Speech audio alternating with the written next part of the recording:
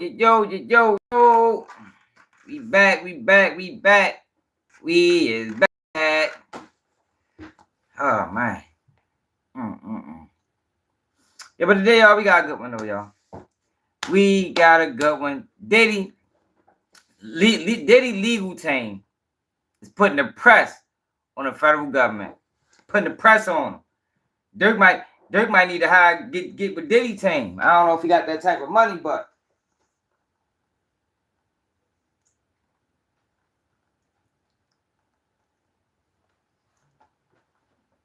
Dirk need to get with Diddy lawyers, man. Diddy lawyers putting the press on the government. Full court press. You heard me? Like they playing an NBA or something. Man coverage. You heard me? They playing man coverage on them people, man. Got the feds feeling real uncomfortable. So in the last couple lives, we've been talking about Diddy. We've been getting the news quicker than Law Crime Network. They too busy trying to be all in our business, so they all over the place. So we've been getting to it before they get to it. So yesterday I read a 2800 Alvin. What it is?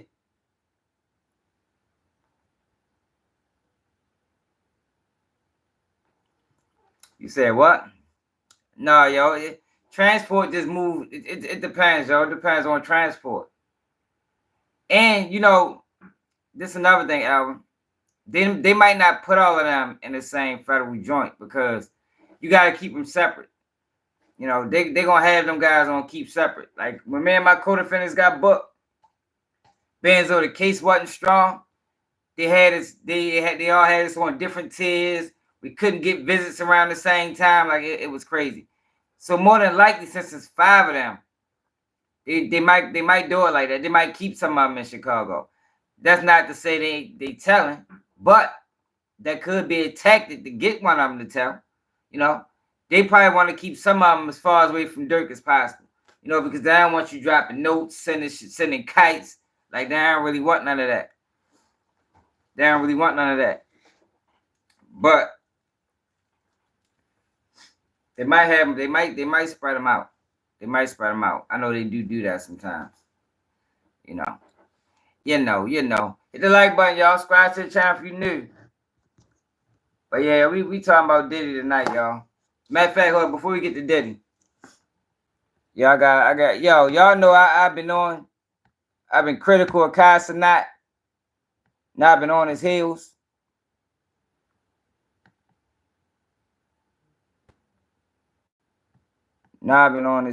Because he an outsider.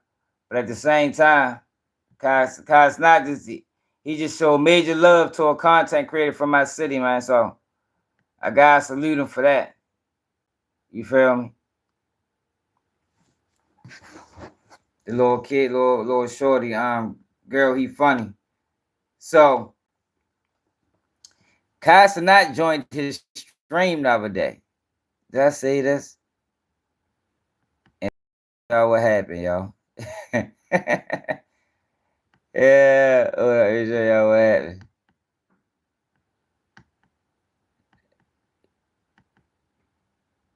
Salute to Shorty, man. Shorty watch the channel, man. So it's only right. To throw it back at him. You're you support who supports you, man. That's the rules of the game. All right, so look at this. So this girl, he funny. Y'all probably seen him before. He be doing a lot of little skits and shit. He be talking about his grandmother and shit. Hold on, let me see if I can find one.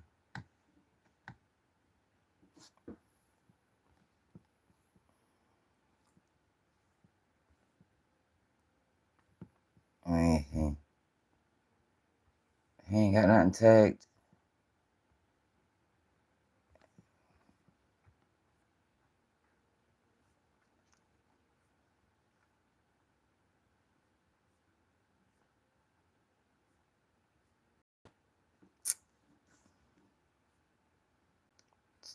Hold up, y'all. Trying to find something that I was saying that was funny. You see, Shorty get good numbers. His way, you heard me. Definitely on his way. But he streams, so he's a comedian. He streams like Shorty, a jack of all trades for real. He be doing it all.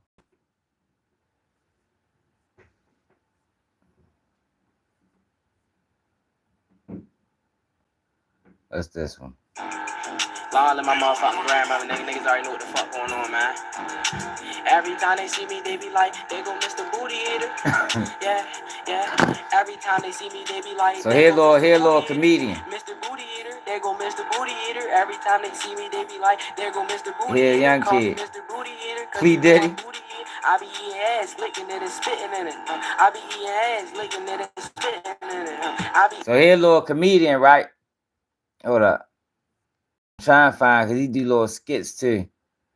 How raps promote their Telegram. What's going on, everybody? It's your boy, Mr. Booty Eater, a.k.a. spin in the ass, jump out the ass, then jump back in the ass.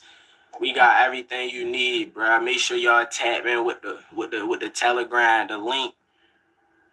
That perk, bang. Make sure you go tap in with my people. Everything insured, bro. They got everything in any state. Not none of that bullshit that you niggas used to be getting. Free all my homies, bruh. They got 3 of my homies doing life right now. That shit ain't about nothing. My niggas be home real soon, bruh. Make sure you go tap in with my people. They gonna get you right, bruh. You think I'm gonna sit right here and lie to my fans? I would never do that. Do I even look like the type of nigga that would do something that's that? No, I don't. Tap in with my people, bruh. We got everything you need, bruh. Billionaire packs, baby. Telegram. All right. So let me show y'all. So the other day, I told you he do streams too. Like I said, Shorty like a jack of all trades for real. And I think he look up to Casanat. Y'all look like 2 adult species. What you look like, yeah? This him. I know he fucking lying. Hey, chat, look, this him right here. I know you lying. This the nigga who talking shit, right? It's him. This the nigga who talking shit. Niggas look like a hiccup. Oh man, editing your pictures like this is terrible. What is this? Nigga bigger than both of his homies combined. The raindrops on your picture, bro. This is hella childish, man. Bro, you. Look at this. Are these rules, my nigga? Bro, he could have at least pulled the shirt down in the back. Like, if you gonna turn around and take a picture, pull the shirt down in the back. Bro, ain't got no ass. He just, y'all look like 2 adult species. No, I ain't no gangster. I'm a father. I don't even know what a gangster is. All right, so let me get to what I was trying. I just wanted to show y'all what he got going on. Make sure y'all fuck with Short. He funny. Girl, he funny. That's his IG. All right, so the other day he posted this. Shit, not that.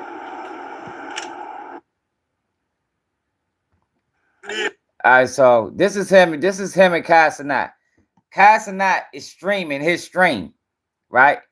So you know Casanat be having hundreds of thousands of people watching. I don't know. I don't know what he stream on. So I don't know what his numbers is. I'm sure he doing good with it. But right now, Casanat is streaming his stream. Do 2. Hey, bro. Hey, hold the fuck up, nigga. You baggy clothes wearing ass little nigga. Why you trying to play with niggas' accent, yo? Oh, he showing the stream on the stream. I didn't know this nigga was showing the stream. Yo, what's up to everybody? We on the shit. We're literally on the shit while he's on the shit. No fucking way, bro. Nah, I ain't gonna lie, my heart beating too fast, bro. I'm gonna catch up with y'all niggas later, bro. I'm finna end my stream. I ain't gonna lie, bro. It's too much. So he ended the stream. What? Damn. Hey, hold up, right? So I was laughing. So he got nervous and ended the stream, man. So I'm like, damn, so this was your time to shine. You feel me? So he explained why he ended it. So let me show y'all what happened, man. But I got salute. You know, I call people out for sucker shit, and I salute them when they do something solid. So this him explaining it while he entered the stream. This video for real. So look, I know y'all seen the clip for real. Kai joined the stream. I got overly excited, mind you, bro. I'm a very anxious person, bro. I smoke a lot of weed, bro. I be needing to calm down. You feel me? I'm very anxious. So when Kai said that, mind you, this the biggest streamer of our generation that I ever seen in my life. Like the big, like, you feel me? So of course I'm hyped.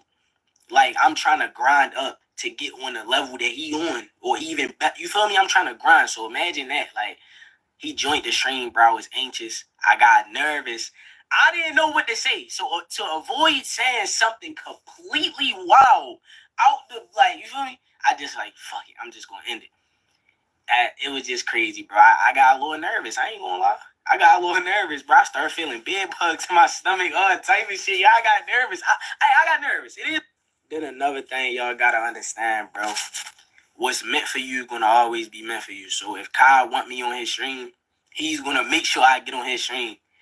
Like, you get what I'm saying? Like, it's gonna happen, it's gonna happen. God don't make no mistakes. If you wanna come and tune in to the streams, my Twitch name is Girl He Funny 1X. I make this video for real. Yeah, yo. So salute the Girl He Funny, man. Like, and I agree, yo. What's for you is for you, man. If Kyle want him up there, he'll get him up there. You feel me? But you supposed to seize the opportunity, man. Like when you know, sometimes your moments don't always come like that. So you gotta seize the opportunity, but Shorty gonna be straight regardless because he putting the work in. And y'all, I'm gonna do a video on Q50 Lord 50 tomorrow, y'all. I gotta talk about this. Did y'all see this? Alleged killer of Q50 Lord 50 has passed away in a car crash. I gotta talk about this. I was gonna do it on live, but nah. I'm gonna do a video.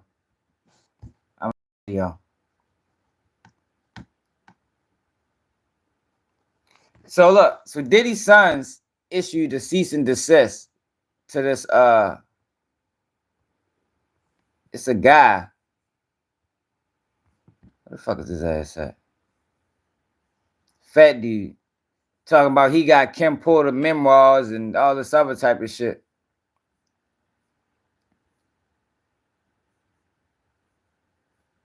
What's that? Then you got Lisa Evers. Lisa, how Diddy carried it over to jail. How were the other guys like treating him? Like, did they seem like they were treating him with respect? Or were they trying to talk to him? They was groupings. They was being around him. They was like, dude would be jealous of another dude because he was closer to another dude. Like if there was a dude that was keeping his bed full or doing something special for him, they would hate on the dudes like that. Hi, I'm Lisa Evers. I recorded this phone. Oh nah. They got niggas in jail being jealous of other niggas in jail. But I knew Diddy was gonna have it like that. He got money. Diddy got protection. He ain't gotta worry about nothing. They say Diddy got people that making his bed for him. They're fighting over who gonna be close to Diddy. Yo, what up, y'all? Yo, AR Ab, yo, was probably one of the funniest criminals on the internet. Look at this shit. If I say I was really going on this crazy, you got niggas. You turn the camera around, there's like 6 people in there, at least 5 of them court homicides. With me. With me. We really do this. Look at him. Hey, yo, hold on. Look at him now.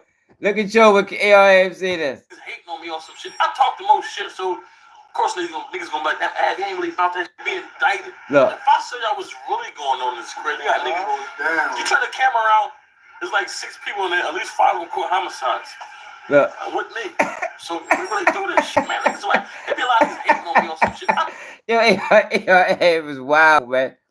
AR was a clout chaser, y'all. AR was a fucking clout chaser. That boys.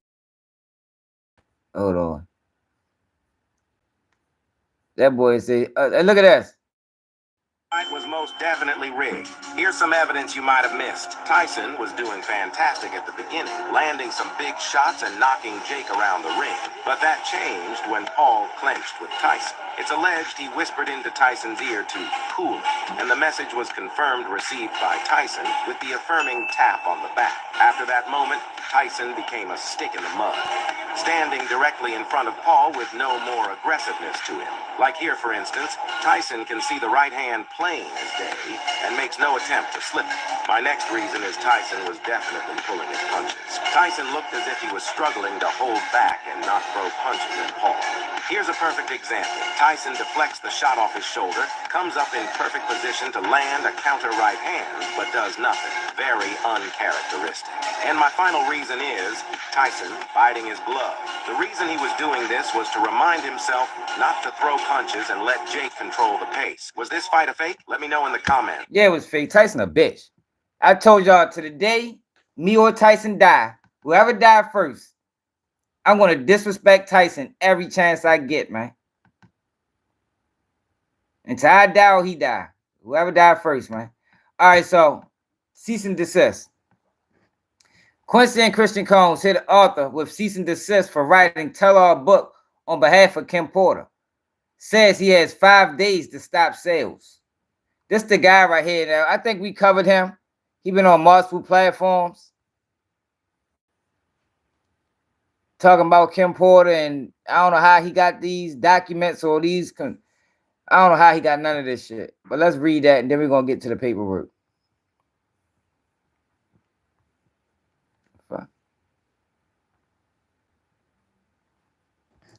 So it say, Diddy family members are doing their best to maintain their composure amid his ongoing legal troubles. In addition to dealing with the business mogul incarceration on sexual assault and racketeering charges, they're also dealing with the late Kim Porter being dragged into all this mess. Now, Diddy's sons are taking a decisive action to address the situation. Christian and Quincy Combs have dispatched a cease and desist letter to a man named Courtney Burgess and his attorney, Ariel Mitchell, regarding the controversial book titled Kim Porter, Tell It All. TMZ reports, as previously reported, this book has been released and is still being sold online under the Jamal Millwood. Burgess claimed that the book is based on an original unedited copy of Kim Porter's alleged diary or memoirs that she was supposedly working on prior to her death. He further alleges that he obtained a flash drive from individuals close to Kim. However, Quincy and Christian have firmly denied that Burgess possessed any flash drive belonging to Kim. However, they assert that if such a drive exists, it rightfully belongs to them as her heirs. I don't blame them. They on bullshit. Trying motherfucking muddy the waters. That's all they trying to do. No, and then as far as Diddy's sons, it's been a lot. Mike is suck. What's up, Race? At this point, you know, we had to all sit down and we had to really figure out what this looks like and what we should do moving forward. And so we've worked out our differences. Yo, why is Ray? Yo, they really making Ray J a fucking news anchor. Like this is the world we living in, y'all. Where they give us Ray J with a suit on, playing serious, and he talking to Chris Como. Like, yo, this is out of control, y'all. And I think that when we talked in the beginning, you know, creating these mentorship programs and creating something new to help young entrepreneurs when they're falling by the wayside is absolutely needed in these situations. I mean, if you even just look at me, you know, sometimes you need certain guidance before you jump off the edge. And a lot of times that's happening in this space that we're in. No, and then as far as Diddy's sons, it's been a lot. And I think at this point, you know, we had to all sit down and we had to really figure out what this looks like. No, we didn't have a fight. We had a big argument. Right, I was at the club. And who started it? This time, I think I got loud and got aggressive, but it was the third time this happened. And so I felt like I needed to like stand up for myself, even though I was talking and we was having a lot of crazy words. I was walking that way to avoid the issue. You know what I'm saying? Mm-hmm. And so that's what happened. And it's unfortunate, but what's dope is that we all got on the phone. We talked for about 35 minutes. Do that. Don't care. You don't care about the peace about it? At what point? All right, so look. So a couple days ago, right? What's up, Trap? No, can't nobody take him serious.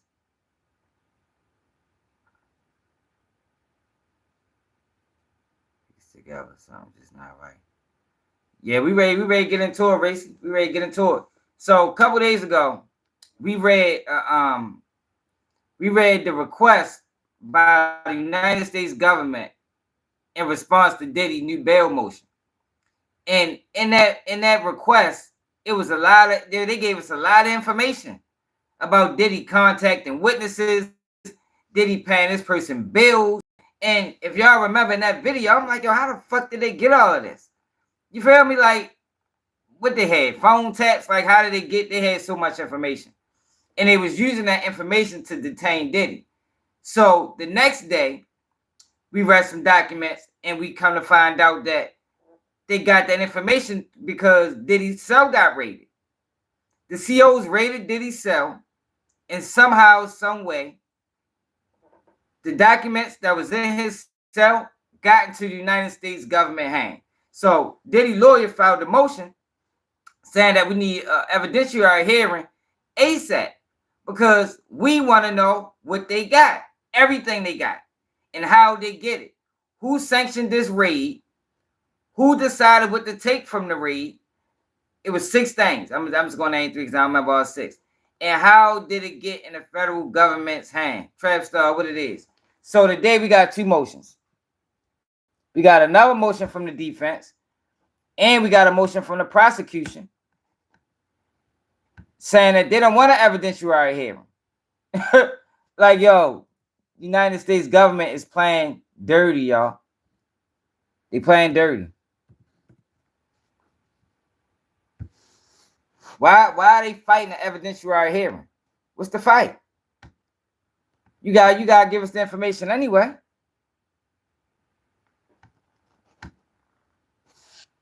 You gotta give us information anyway.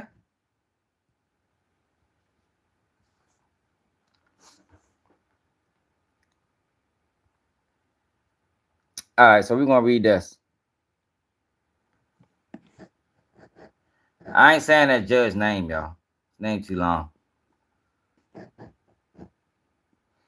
Dear Judge, the defense write this letter in advance of today's hearing and in response to the government's letter of the November 2024 letter of, all right, and the government's letter of November 18, 2024. The government's letter only reinforced the fact that the government has committed an egregious, willful, and harmful breach of the attorney-client privilege and has become privy to defendant and defense counsel trial strategy, including areas of expert testimony, witness strategy, and other confidential matters.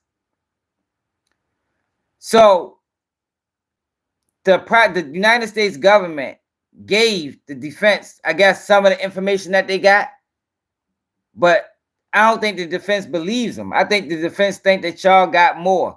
We want to know everything y'all got. All right, so defense counsel has been provided with 19 pages of material seized from Mr. Cohn's locker at the MDC. According to the government, these 19 pages were given to and are in possession of the trial team, which has already started using these privileged materials to its advantage, including its opposition to bail.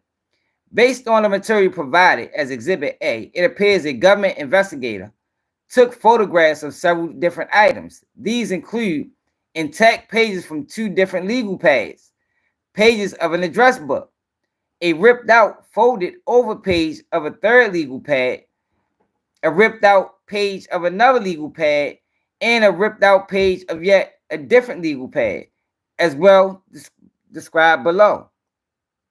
The first page is a page from a folded over intact legal pad. The second page is a copy of the first page, but is partially enlarged. Pages 3 through 7 or through 11 are pages of an address book. The 12th page appears to be the first page of a second legal pad. The 13th page is the second photograph of that same page or a different, whatever. Pages 14, 15, 16 appear to be folded over pages of the exact same legal pad. Page 17 is a single folded piece of paper removed from yet another legal pad. All right.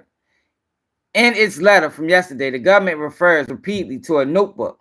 The documents provided in counsel do not show any notebook. They show a number of legal pads. So they believe they hold evidence. The legal pad has no vertical line on the left side. So I mean they're not giving them all the information. Also, this legal pad has 21 lines, whereas the first two legal pads have 35 lines. Yo, they dirty. Is dirty, y'all. They dirty. Based on the material provided, it appears that the investigator took photographs of more than one. Hold up. Based only on the material provided, it appears that the investigator took photos of more than only the notebook and address book, as represented in the government's November 18, 2024 letter. Rather, he appears to have taken photographs of pages of several legal pads, both pages that were intact in the legal pad as well as loose pages. It bears reminding that these clear written statements of the defendant were not provided to the defense as part of the government's discovery or Brady obligations.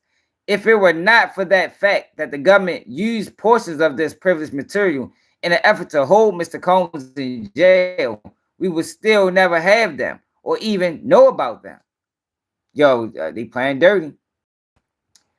Of the 19 pages provided to counsel, 11 pages are Mr. Combs' notes to and with his lawyers. Like, how are they getting notes to his lawyers? How are they doing that? These notes reflect actual conversation with his attorneys concerning aspects of his trial, preparation, and his efforts to be released on bail. The notes refer to defense counsel by include discussions of defense experts and witnesses, discuss cross-examination and credibility of witnesses, and overall defense strategy. Mr. Combs' handwritten notes covering legal strategy are now in the hands of the trial prosecutors. What? Let me read that again. Mr. Combs' handwritten notes covering legal strategies are now in the hands of the trial prosecutors, who hope to take advantage of the breach they committed to better prepare for the May 2025 trial, bring new charges, and argue for Mr. Combs' detention. Yo, this the feds that everybody talk about is top notch, and this is why they top notch. They cheat. Mr. Combs keeps his legal material in his locker. His notes are in form of a number of legal pads, several of which the government has photographed, as well as loose pieces of paper on which he makes notes. On top of his legal pads and notes, he has a folder marked legal. This is to put anyone on notice that everything along with the folder marked legal is exactly what it is: legal attorney-client material that he brings to his meetings with his lawyers to prepare his investigative and his trial strategy. When he finished meeting with his lawyers, he brings his legal material back to his locker, where they are kept with the clear warning written on the folder that these are his legal materials. So when investigator 1, who we will get into in a minute, saw a manila folder marked legal, this was his cue that all the legal pads and loose pages of the legal pads that accompany it were Mr. Combs' legal material. Yo, hit that like button, y'all. Anybody else gonna read this? As attached to Appendix A is a sealed ex parte information of whatever, explaining the context of these notes. We respectfully request that this information be filled under seal and ex parte to prevent further disclosure of privileged information. To be clear, Mr. Combs never waived privilege over these materials. As soon as the defense learned of the disclosure in the government's filing, requested their return and destruction. Mr. Combs' counsel previously attempted to provide with him a red well folded to assist in organizing his legal papers, but those materials were rejected by MDC. If the warning legal wasn't enough, the notes are obviously legal material that he discusses with his lawyer. They repeatedly refer to his lawyer by name. On the 14th page, he writes out blank. He wrote that blank. It is hard to imagine a more self-evidently privileged, It is hard to imagine a more self-evidently privileged conversation than a trial lawyer telling a defendant about a blank and the defendant writing it down in his legal materials because it is so important. On that same page, Mr. Combs wrote about blank. This is Heartland trial strategy being expressed in detail in notes of conversation between Mr. Combs and his lawyers. The fact that a government investigator, government tank team, an entire prosecution team viewed this and still believed they could keep the notes and use them against Mr. Combs is unfathomable. Worse still, that the government took notes directed to his lawyer, to blank, in preparation for trial, and then used those notes as a basis for claiming that he was attempting to tamper with witnesses is astonishing. As discussed above, the notes are repellent with discussions of legal strategy between Mr. Combs and his lawyer, all of which should have been obvious to everyone who looked at these notes, Investigator 1, the tank team, and the trial team. As noted, the government did not produce these notes of defendant's own statements to the defense as part of its discovery obligation. Read that again. As noted, the government did not produce these notes of defendant's own statements to the defense as part of its discovery obligation. So they didn't turn over originally. They didn't turn it over originally. The opening paragraphs of whatever require the government to disclose defendant's written or recorded statements to the defense. One would think this would be especially urgent when the written statements at issue are in form of defendant's own handwritten notes that were taken from his cell, in which reflect specific conversations with his counsel, but the government did not produce this in discovery. Nor did the government tank team, established for precisely this type of situation, contact counsel and advise counsel that it was in possession of defendant's handwritten notes. As part of the hearing and to determine what sanction is appropriate for this egregious, self-evident privilege breach, defense counsel wants to know exactly how the decision was made. To not contact defense counsel when the United States Attorney's Office came into possession of these notes. The government referred to Investigator 1, whose role in these events is as mysterious as it is contradictory. The government states that Investigator 1 was assigned by the Bureau of Prisons to participate in the sweep and that he is not part of the government investigation of the defendant. Yet the government also states that Investigator 1 has consistently monitored the defendant's commitment. Yo, get the fuck out of here.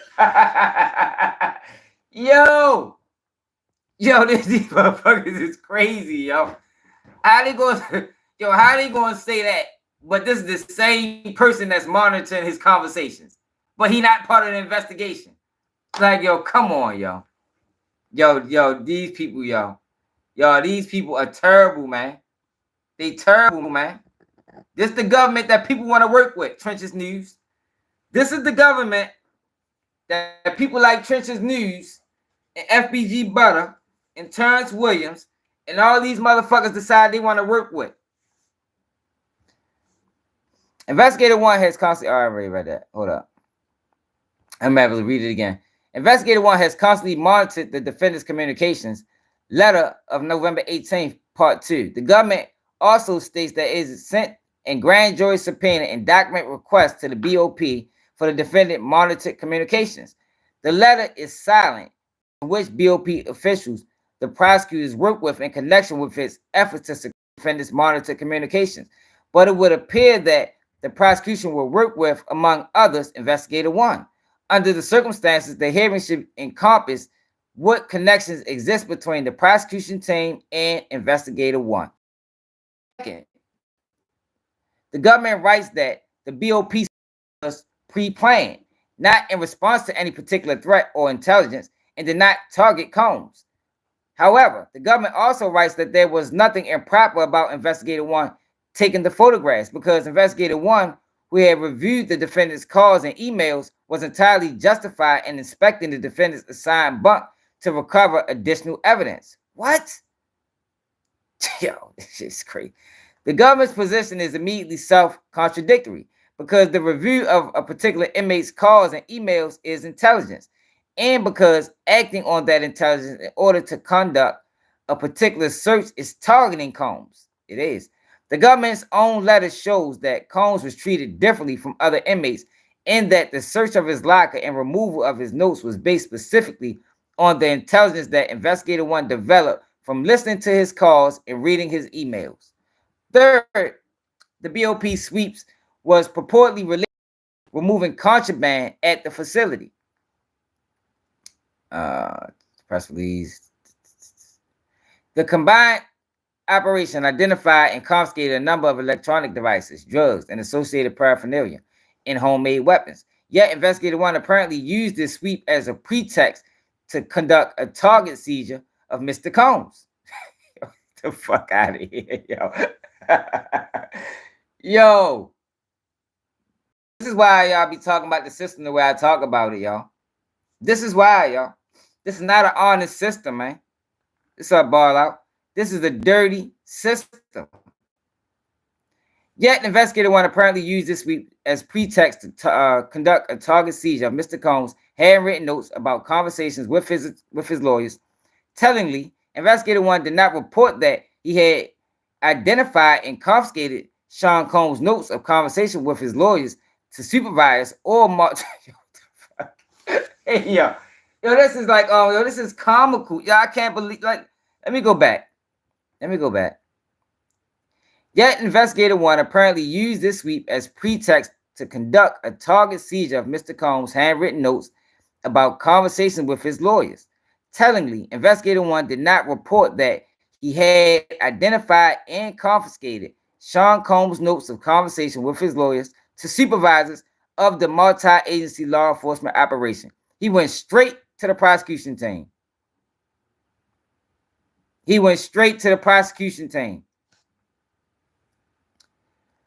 The prosecutors have taken the position the identification and photographing of Sean Combs' handwritten notes were merely part of a multi-agency sweep to rid MDC of drugs, electronics, and homemade weapons. There are ways of proving such a contention. We can call Investigator 1 to the stand at a factual hearing. A hearing should encompass what else Investigator 1 told the prosecution team about the legal materials he riffled through. At a hearing, we could ask Investigator 1 why he called the trial prosecutors. What contact had they had beforehand? How did Investigator 1 know which notes to photograph? Did Investigator 1 photograph any notes aside from 19 pages defense counsel was provided yesterday?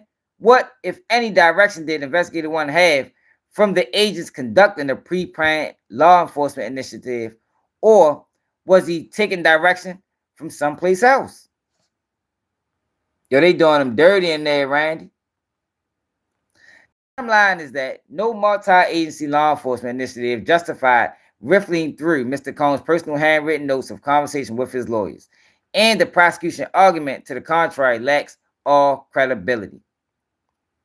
The evidence shows there was a law enforcement plot to photograph Mr. Combs' notes, have the taint team not advise counsel, and use these plainly privileged material to keep Mr. Combs in jail and to gain unfair trial advantages. Law and Crime Network ain't gonna give y'all this. Before Friday evening, hit that like button, subscribe to the channel if you're new. Before Friday evening at 11:30 p.m., defense counsel knew none of this.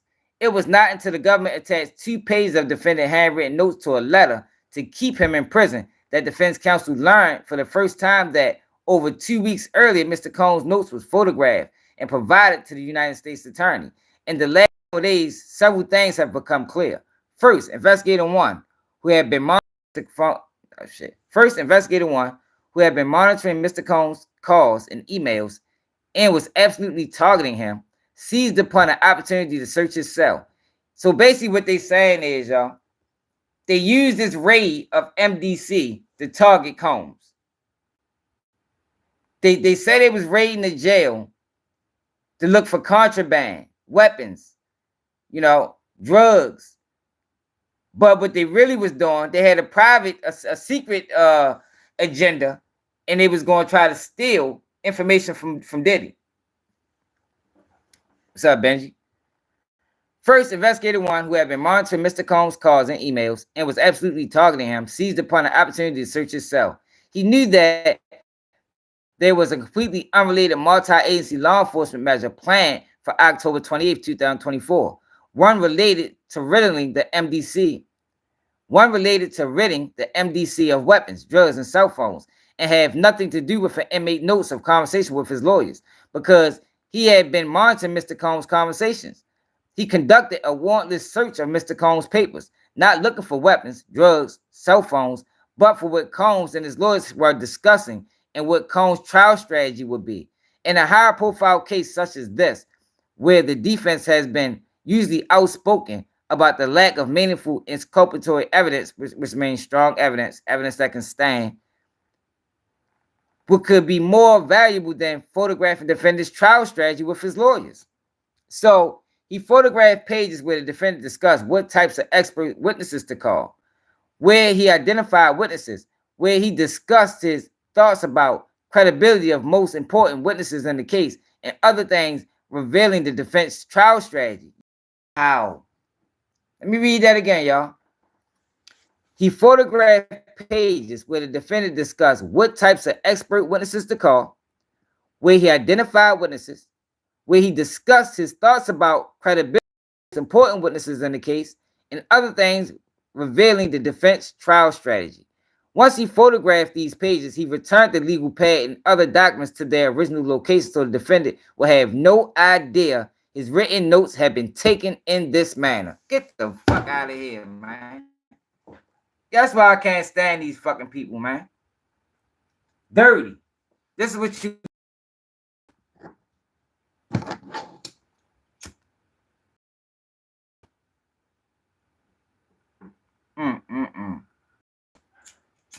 Wow.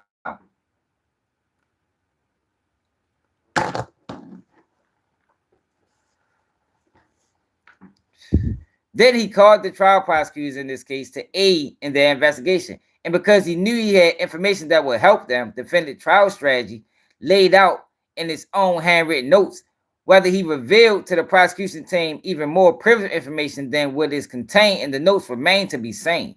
Next, at the prosecution team's direction, he sent those notes to the United States Attorney's Office, to the tank team whose sole purpose is to ensure that attorney-client privilege material is not given to the prosecution team.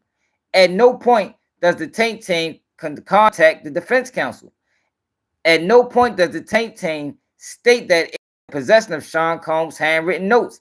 At no point does the tank team defense counsel if anything in these handwritten notes is potentially privileged. Given that there was an established protocol in place, it is inconceivable this is a mere oversight. Similarly inconceivable is how the tank team, ostensibly trained to review privileged material and provide with the names of all defense counsel, somehow did not see the obvious privileged nature of the notes, even though it was written big as day on the motherfucking folder. The notes refer to defense counsel by name, include discussions of defense experts and witnesses, discuss cross-examination and credibility of witnesses, and overall defense strategy. The tank team even recognized that portions of the notes written on the very same page contained privileged information, yet failed to realize the privileged nature of the rest of the page. The fact that the prosecution team then received those notes, these tank team, and likewise failed to understand what had come into their possession is just as egregious. At some point, the trial team comes into possession of the 19 pages of material. At no point does the trial team contact the defense counsel to state that there are reference to particular potential witnesses or to possible errors of expert testimony, or even to the fact that Combs specifically writes that blank. The trial team didn't tell defense counsel any of this for the same reason the tank team didn't tell defense counsel, and for the same reason investigator one targeted Combs and photographed these notes in the first place, because there was a plot to get attorney-client material. And once they got them, the first thing they did was use them, specifically use them by putting them in a bail letter to keep Combs in jail.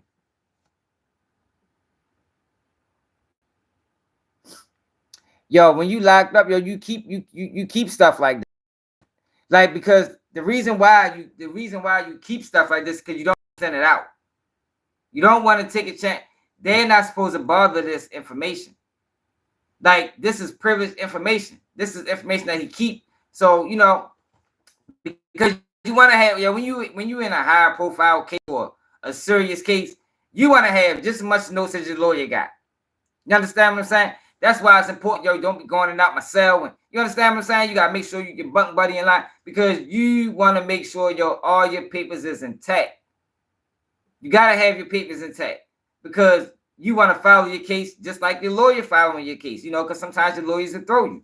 I'm not saying Diddy lawyer throw. I'm just saying this is the reason why you keep that material. They wasn't supposed to fuck with that.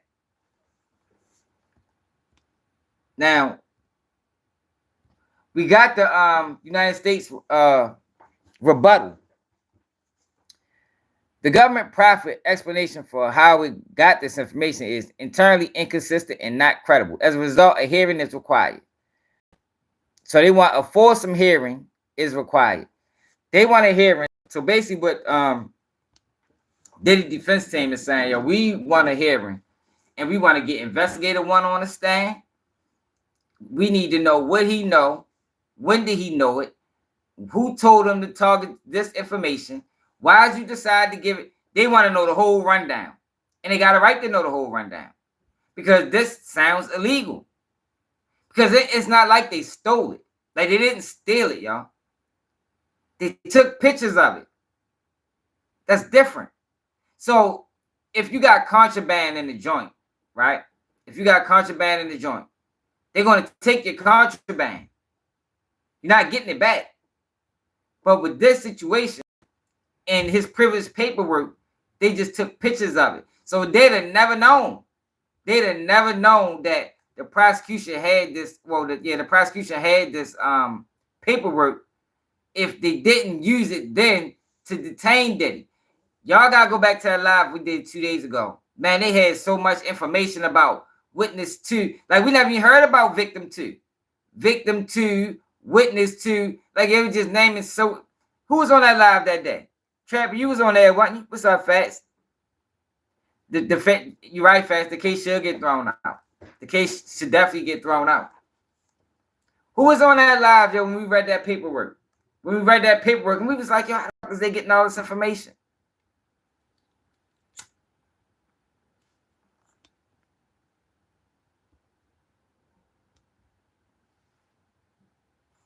All right, so the prosecution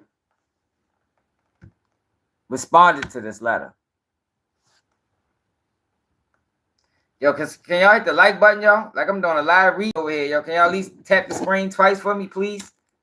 I would appreciate it. Anybody else going to paraphrase it?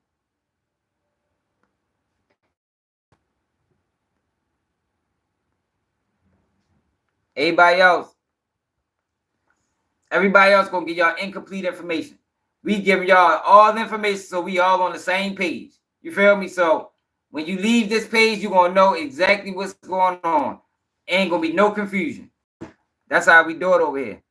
Yeah, Ben, you was on that live too. Remember that live? We like, damn, they knew everything.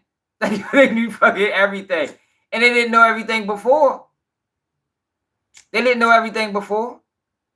They stole that information and then used it against them. That's how they knew about all the phone calls, all the letters. They knew about all that shit because they stole the fucking information. Dirty, man. That's dirty. I want to see what the judge is going to say about this, because this case should be thrown out. This is grounds for dismissal. I'm willing to bet that's where I'm willing to bet, y'all, if they don't have this hearing, right? Or if they have this hearing and some bombshell information come out in this hearing, Diddy lawyers' next move is a motion to get this case thrown out.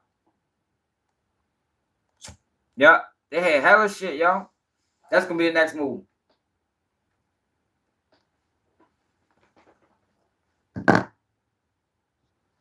Thanks for everybody just hit the like button. Appreciate it. Yep, the next move is gonna be getting this case tossed. Cause they playing dirty. They playing dirty, and they've been playing dirty the whole time. They've been playing dirty the whole fucking time. But then remember what I was saying? Like, damn, they're not even letting them defend themselves. Remember, that's what we were saying. Like, yo, how they gonna get mad? So he trying to take fool, and he trying to do this and he trying to do that. But they doing the same fucking thing.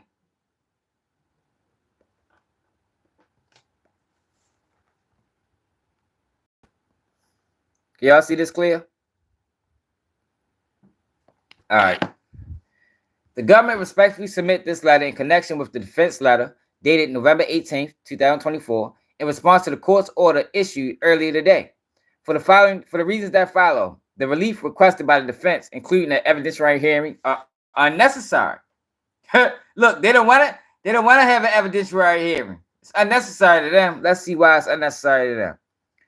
On or about September 16, 2024, the defendant was arrested. The following day, the above referenced indictment was unsealed and the defendant was presented arraigned before the Honorable Robin F. United States Magistrate Judge. As part of that proceeding, the government moved for the detention under the Bail Reform Act, finding that there was no condition or combination of conditions that would ensure the safety of the community. Judge denied the bail. The following day, the Honorable Andrew L. Carter heard the defendant's bail appeal, and after a lengthy hearing, determined the government had proven by clear and convincing evidence that the defendant was a danger to the community and a risk of obstruction. Since ordered detained, the defendant has been held at Metropolitan Detention Center, Brooklyn, a Bureau of Prisons.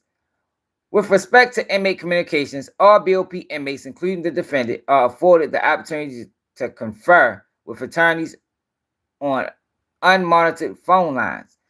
Other communications occur on monitored phone lines and emails as part of his general practice to screen monitor communication for content to jeopardize the public's or the safety, security, or orderly operation of the facility. All right, see what they hit it at with this. BOP staff, including a particular BOP investigator, Investigator 1, has constantly monitored the defendant communication and monitored communication channels, including monitored phone lines.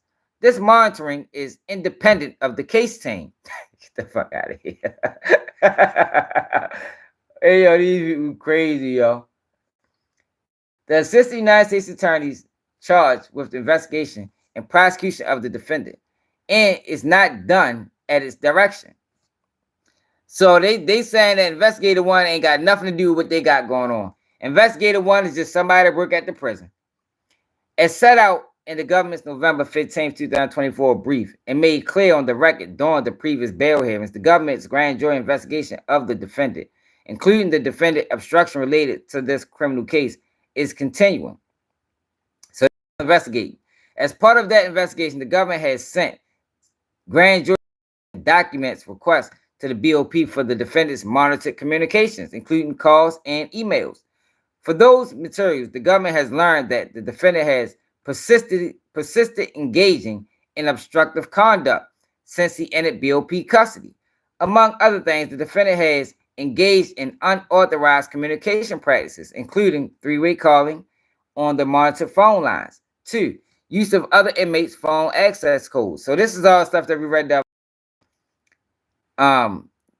Numbers to make phone calls on a monitored phone line. And 3, use of third-party text messaging provided through BOP monitoring email system. Each of these methods of communication is prohibited by BOP. Furthermore, as set out in the government's November 15, 2024 brief, The defendant used these unauthorized methods of communication to continue to engage in obstruction, including by instructing third parties to reach out to witnesses and attempting to influence the jury pool in this criminal case. The defendant has used all three of these aforementioned methods of communication to communicate with his attorney. Accordingly, although it's clear to all parties involved that these calls and emails are monitored, in an abundance of caution, the government sent any potentially privileged communication, i.e., any communication involving an attorney, to the filter team for review before it was released to the case team, as is the government's long-standing practices and ongoing covert investigations, such as the investigation into the defendant's obstructive conduct in the MDC. The government did not disclose potentially privileged communication to defense counsel in its first instance. Why though? As stated in the government's opposition to the defense, the government's intend to produce all defendant calls and emails in full to defense counsel today. So you use it against them. So these motherfuckers is crazy. So you use it against them and then send it to his team? Is that protocol? I don't know if that's protocol, y'all. But we ready to find out. We ready to keep reading.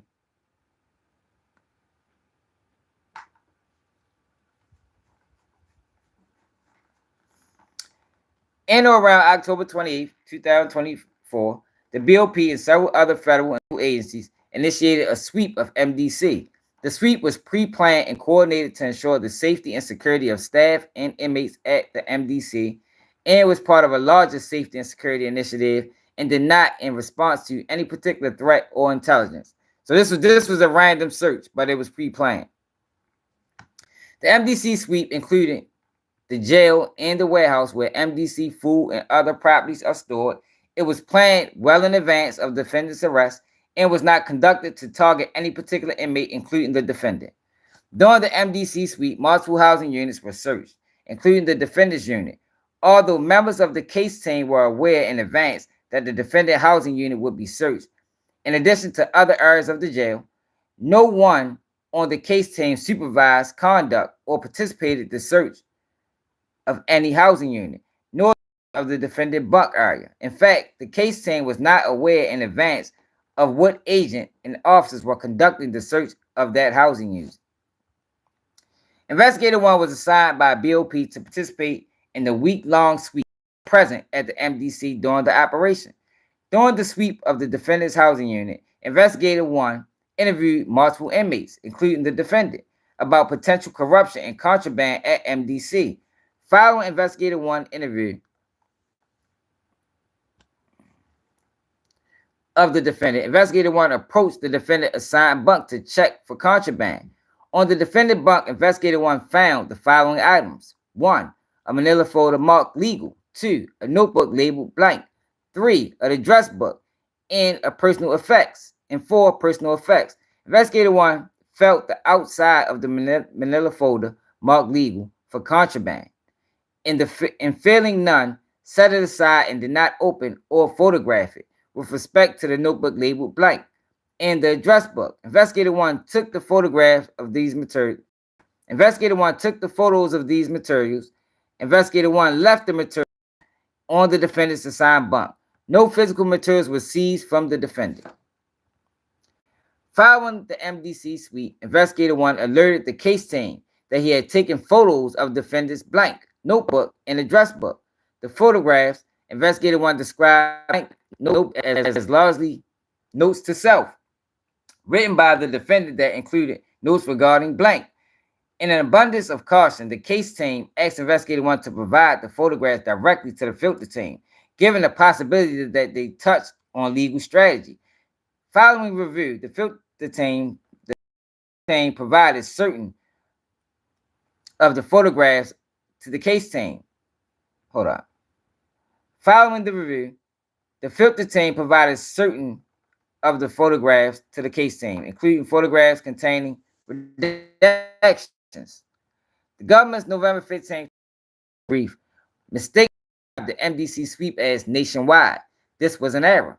The sweep of MDC included BOP officers and agents from around the nation, but the sweep was focused on MDC and facilities used by MDC and MDC warehouses. For reference, the government is including an exhibit photographs of the notebook labeled Things to Do in the address book as Exhibit A, which contains redactions. Per the filter team review, this is the full set of material from BOP sweep that was provided to the case team. This exhibit is being filed under seal pursuant to the protective order governing discovery in this case. On November 8th, 2024, the defendant submitted a renewed motion for bail in front of Your Honor. In the government's response filed on November 15, 2024, the government argued, among other things, that the court should deny the defendant motion to reopen the bail hearing since he had failed to present any new or material information. In addition, the government argued that the defendant was actively continuing his efforts to obstruct justice while in custody, including by, among other things, attempting to influence witness testimony. In support, the government cited two excerpts of portions. The government cited to excerpts. The government cited to excerpts of portions of the photographs that discuss the defendants paying a potential witness in blank on other potential witnesses and on other potential victims and witnesses, which had been provided to the government after review by the government's filter team. Both excerpts are consistent with other evidence discussed in the government's submission. But the defense didn't get it.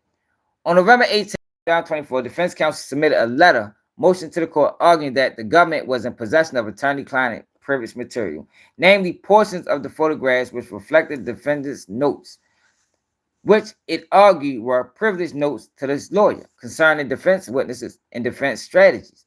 The defense also argued that the government had engaged in a targeted seizure of defendant's materials, which it argued amounted to violation of defendant's constitutional rights.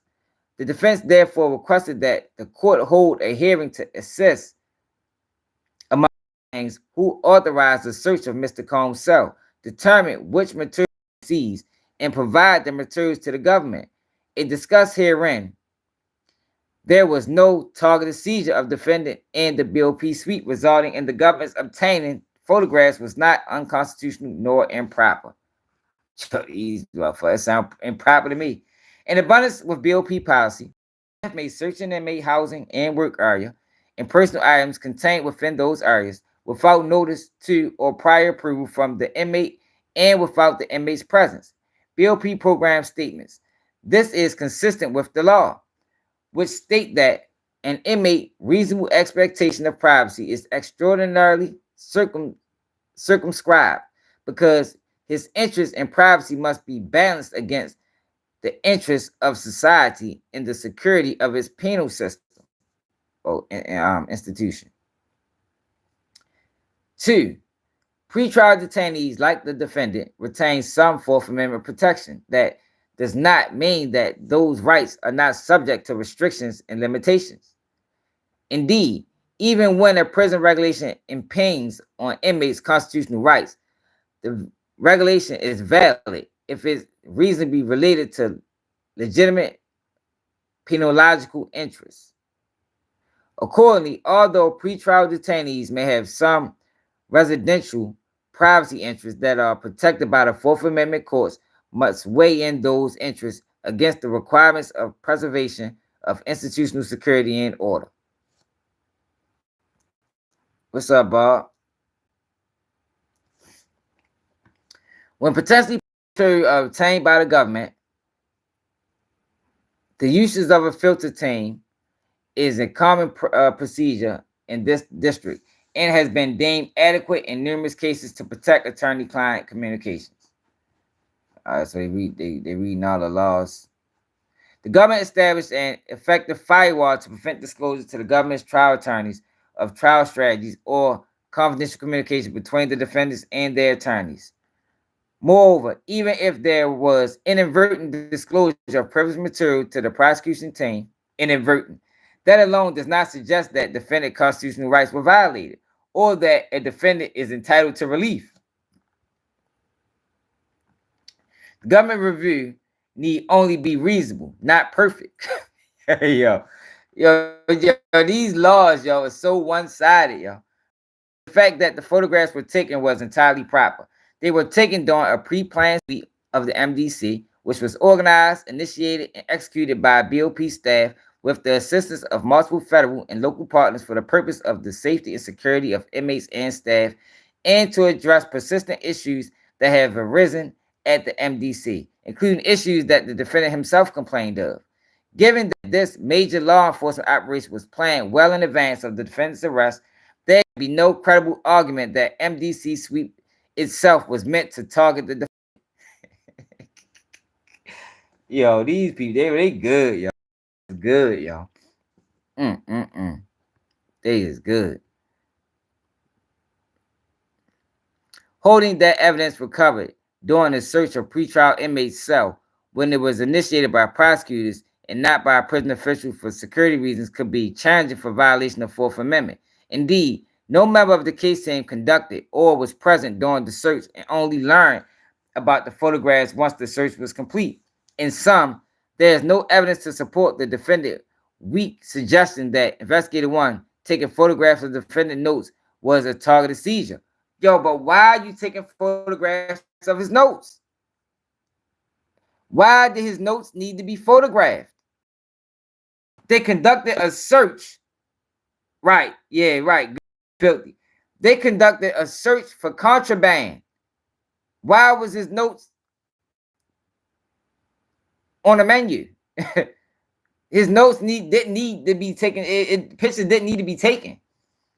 Nor is there anything improper about Investigator 1 taking the photographs. Investigator 1, who had reviewed the defendant's calls and emails in which the defendant overtly and persistently engaged in conduct that violated BOP rules and regulations, was entirely justified in inspecting the defendant's assigned bunk to recover additional evidence related to those violations and to ensure the security of the BOP facility. Moreover, Investigator 1 was not even bound by any privilege doctrine that may affect the case team, took steps to protect the potential privilege of the defendant's personal effects.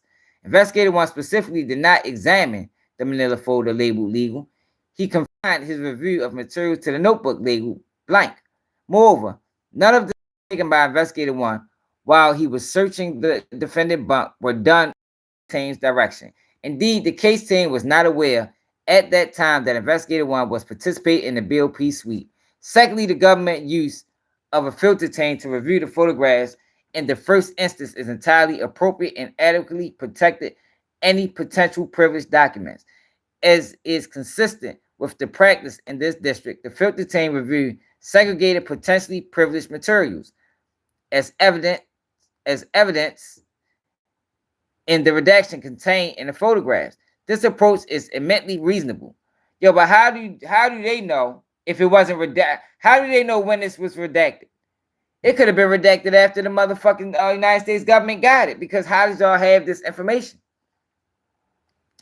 Here were the photographs related to the government's ongoing covert grand jury investigation.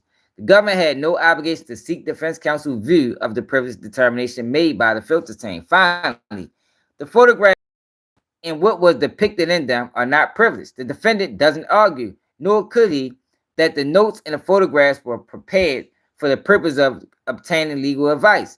Contrary to defense counsel's mischaracterization, the photographs did not reflect notes to the defendant's lawyers concerning defense witnesses and defense strategies. Rather, the photographs depict the defendant's wide-ranging notes to himself, including notes related to the defendant's business interests, his release of music, and family matters, among other things.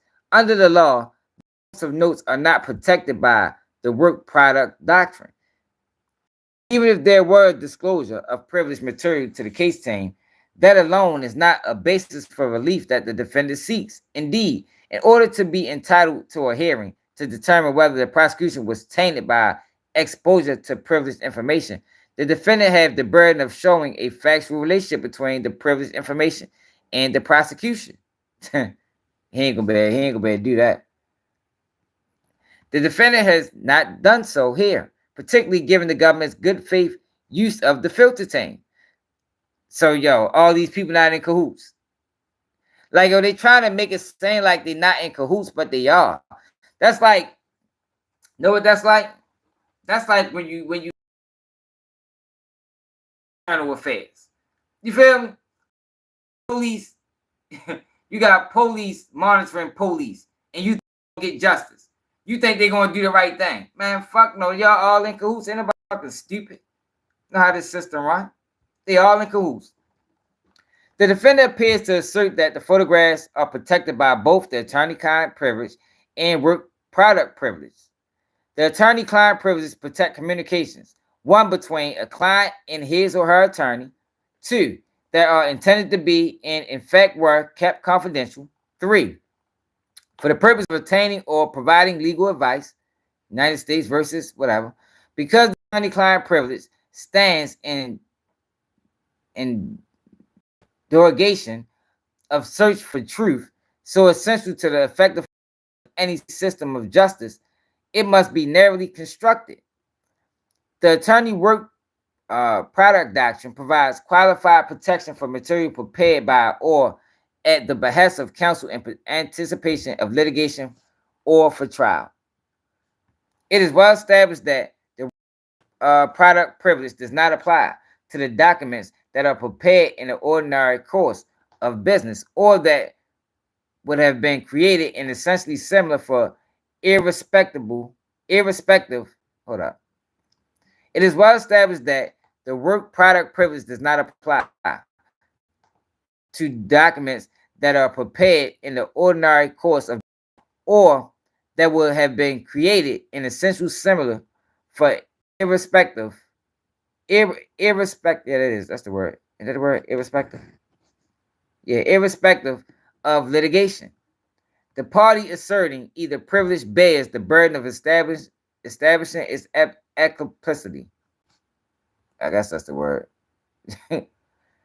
So they denied the motion, y'all. August 13, 2019, denying a hearing where potential privilege search warrants return were inadvertently provided to the trial team. So they're not denied. So the United States government saying they don't need no hearing. They ain't do nothing wrong. It's like to me they did everything wrong. I ain't gonna lie. I'm gonna keep it all real. I think they broke rules. I think they broke regulations. The only problem is Diddy team ain't gonna be able to prove it. But we'll see what the judge do. We will see what the judge do. I think Diddy team will have a hard time proving that, man. But that's why I think if the judge is moving in good faith, at least grant them the hearing. Grant them the hearing. That way, we don't gotta have no speculation. We get the hearing, we get everybody's side, we get to talk to investigator one under oath, which means if he lie, he goes to jail, and no harm, no foul. I don't see nothing wrong with that. What y'all think? That should be no harm, no foul. Everything is on the up and up. Nobody try to steal. Nobody try and get over. Everything is on the up and up.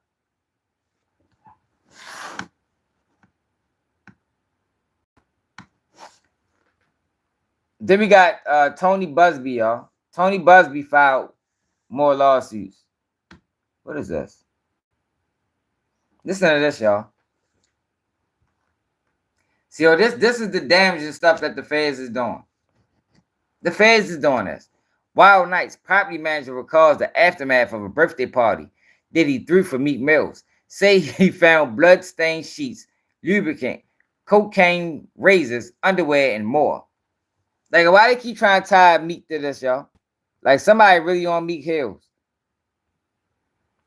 So listen to this.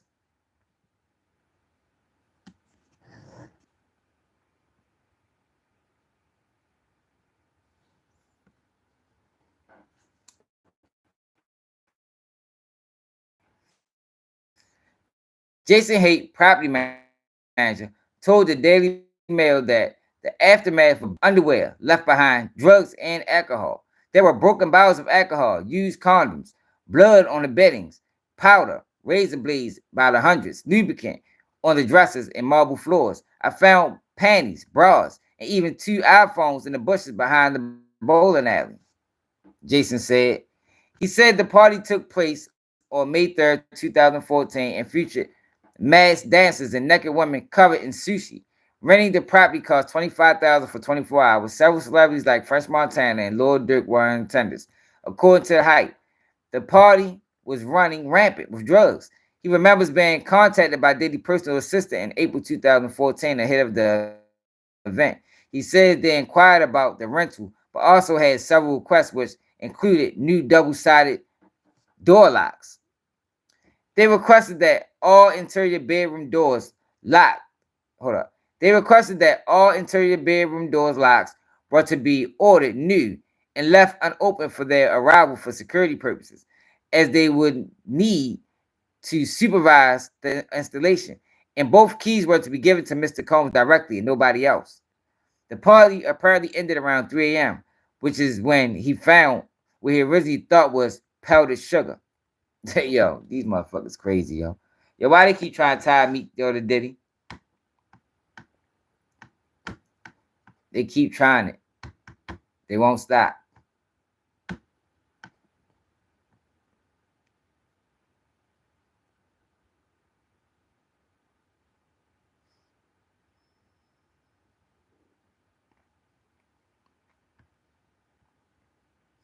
So Diddy had a hearing today. Great content needs a great audience, like Santa Claus needs cookies. What? No cookies for Santa? No. I think they are being ambitious, but definitely very thorough right now with addressing each and every point that they need to address to ensure that Mr. Combs gets a fair trial to the best of their ability. By the way, we're showing everybody these courtroom sketches. You'll see there's multiple judges because this case has been in front of multiple judges before. It's now in front of Judge Arun Subramanian. By the way, we're taking your questions, not just about the hearing. If you have questions about the overall case, we'll take them too, which actually brings me to a question from B. Denoshi I had no on questions YouTube. for these motherfuckers. If you have any questions about what's happening.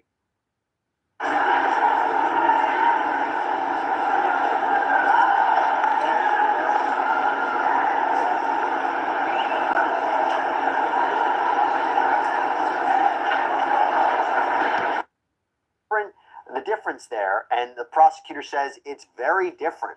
That was one of the arguments, Natalie, that Sean Combs' defense team raised.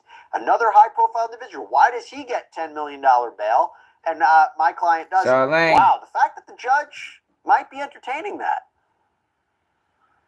Yes, I think that's very interesting. I don't know with the Jeff case if there's any allegation of witness tampering. We know that before What's up, Nate? I didn't see all y'all here. Client work product privilege, the prosecution had already raised that Sean P. Diddy Combs was reaching out to witnesses, but that was a bit ephemeral. They couldn't exactly say what he was saying to these witnesses, and he had not yet been indicted. And now with the judge saying he's not going to consider the new information, they are going to have to distinguish him from the other case. Why is that important? Because it's important to have fairness across the board, right? So similarly situated defendants charged with the same thing should have similar bail and release conditions. Shouldn't be differences if they're pretty much the same. So that's very interesting. And I'm thinking it's going to rise and fall on the previous allegations that were made of witness tampering. Man, they trying to make Diddy, they trying to make that bitch. They ain't trying to get that boy no nothing.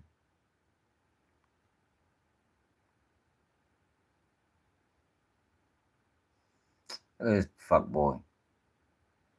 These academics.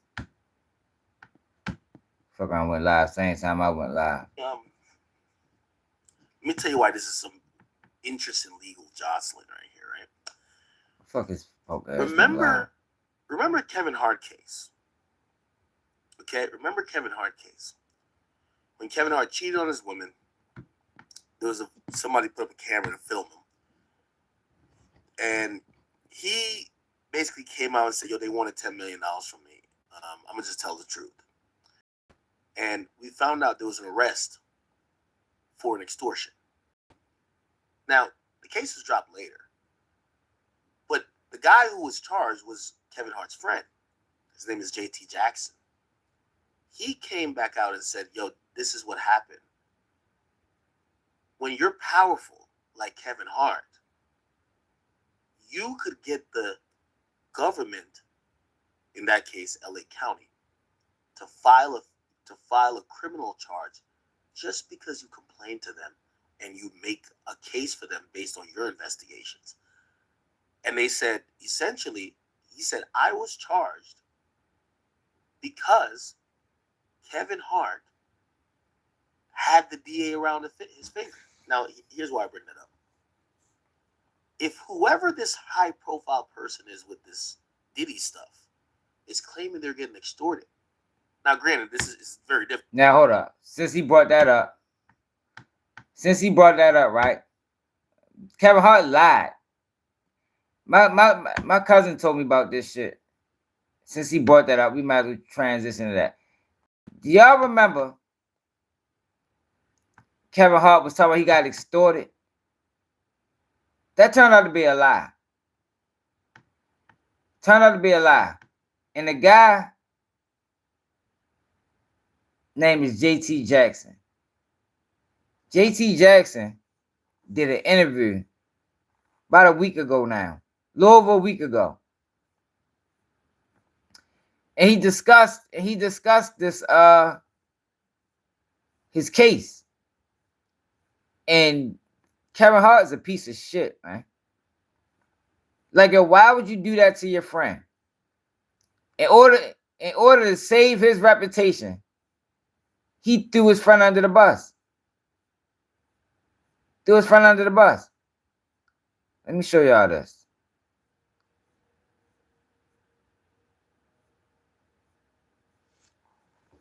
Fuck that shit up. Let me show y'all what I'm talking about.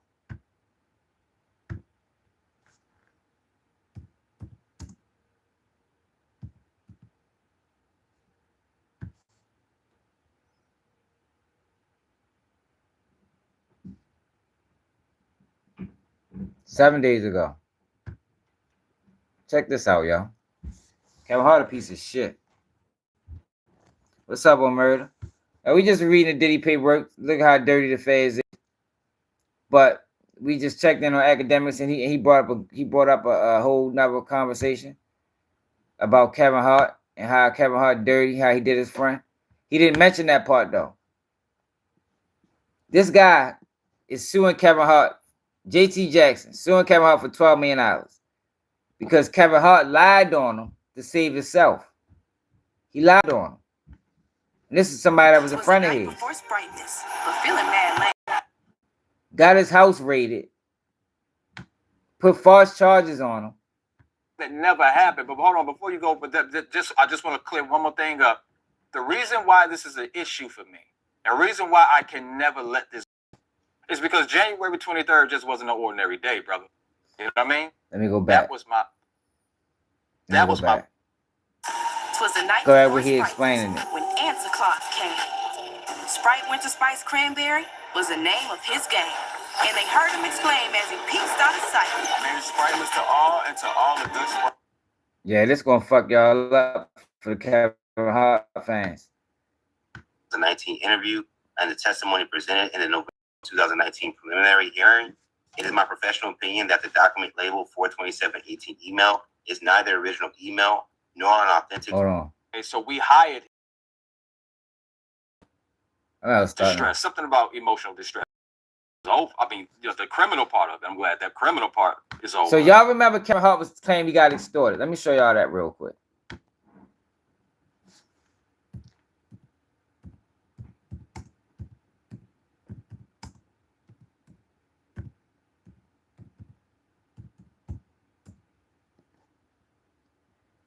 Look, Kevin Hart, extortion and cheating. Y'all remember this? This is the big thing, man. He got caught cheating on his wife. Y'all remember that video Kevin Hart came out?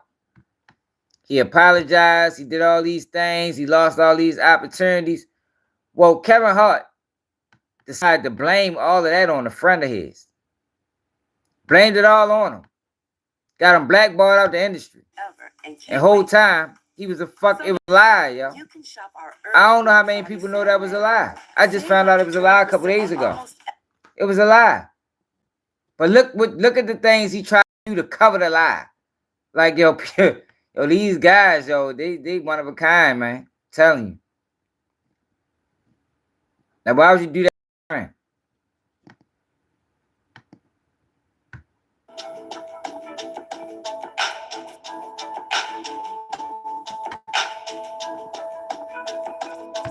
Hearing judgment and put myself in an environment. I listen to him. I made a bad hearing judgment and put myself in an environment where only bad things can happen, and they did. And in doing that, I know that I'm going to hurt the people closest to me, who I've talked to and apologized to, being my wife and my kids. And I just, it's a shitty moment. It's a shitty moment when you know you're wrong, and there's no excuses for your wrong behavior.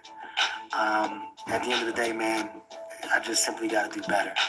But I'm not going to also allow a person to have financial gain off of my mistakes. And in this particular situation, that's what was attempted. I said I'd rather fess up to my mistakes. Now, that's what really happened. Oh no, he ain't done. So let me show y'all what really happened, y'all. Kevin Hart a piece of shit. I don't like these type dudes, man. Now this was Kevin Hart's friend. I don't know how long they was friends, but they was buddies. They was cool. Look what Kevin Hart did to this man, man. But other than that, man, I'm just still fighting, and I ain't stopping. Yeah, you're right. When you say numb, you hear that, I just take it as like someone has beaten up so that they just have got to that point. Is that pretty accurate here?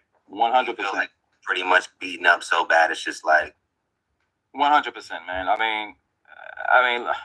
I wear it well. Some people, look at me like, how do you do it, JT? I mean, like, from what you've been through, you just still smile. Yeah, I smile, but I don't want to, but I do. It's tough. It's definitely tough. Yeah. Now, as far as for those who don't know, what are you currently suing Kevin Hart for? Because I was able to kind of catch the headlines that came out. Mm-hmm. They saying like you coming after 12 million. It's like, okay, what is going on? Like for those that don't know. Well, I mean, okay, yeah. I mean, he should be lucky that I am asking only for 12 million. But at the same time, people need to understand that Kevin is surrounded by this narrative as if he was pretty much extorted or a crime was committed against him, and everything that has been in his favor up until just up until when I was prosecuted and arrested, and even up until now, he has the world thinking that he was extorted. Okay, my lawyers, which you met, Jacob Glucksman, back in November in 2020. You heard the story. That pretty much was what was happening. I mean, nobody ever contacted Kevin Hart. Nobody extorted Kevin Hart. And I'm suing him for defamation. I'm suing him for malicious prosecution, which the malicious prosecution only just came about this year because of what we found out, which was the fabricated email that he, and I don't even have to say allegedly, that he sent to the DA, District Attorney's Office.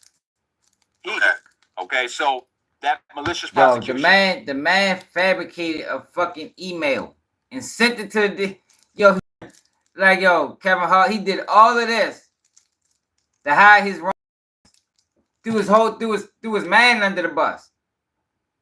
These people are crazy, man. Like I see why they only allow certain people in this space. You feel me? They only allow certain people to get big, yo. You gotta really be on like full sellout time. Claim just came out this year for us. That's why we added it and amended the complaint in August. I think it was on August 6, 2024. So then I'm suing. Oh yeah. We definitely at 2,100. I mean 21,000. It's called straight up. Emotional distress. Something about emotional distress. I know it's IIED. And fraudulent inducement. Fraudulent inducement stems from it stems from him sending in the fabricated email to the DA's office. Yeah. So Jay, I want to make sure we kind of storyline this as well, just for the viewers. that are tapping back into the story, as well as the new ones that are just hearing about it.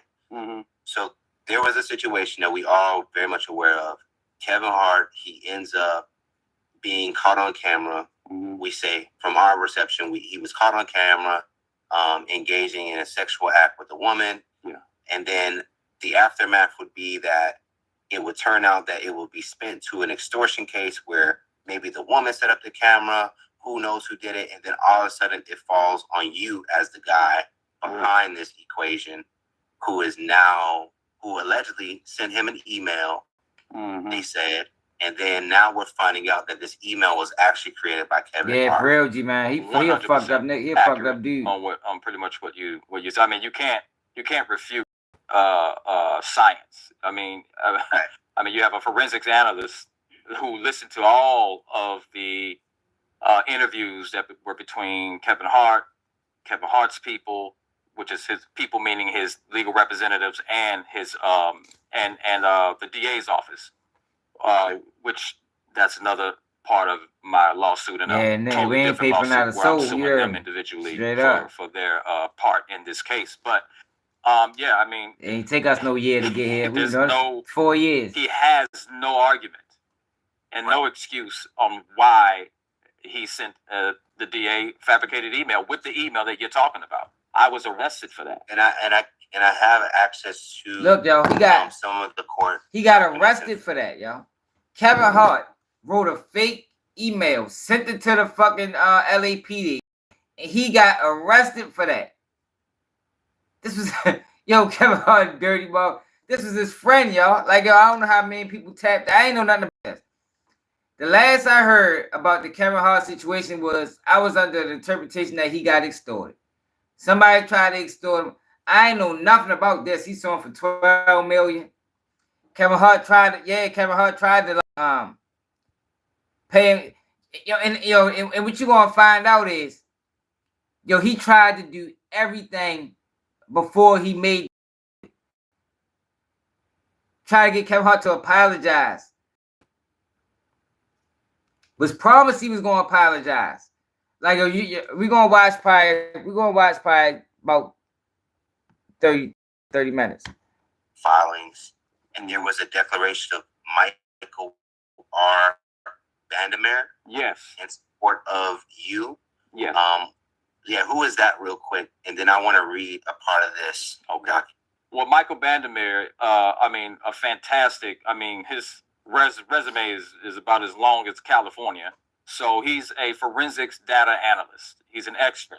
Okay, so we hired him, I want to say around August 14th, 2024. Now he whiteballed out the industry. He can't get no job now. I was always suspicious about the email. Back in when I first filed my Section 1983 complaint against the DA's office, with the individual in the DA's office, that Los Angeles County DA's office. But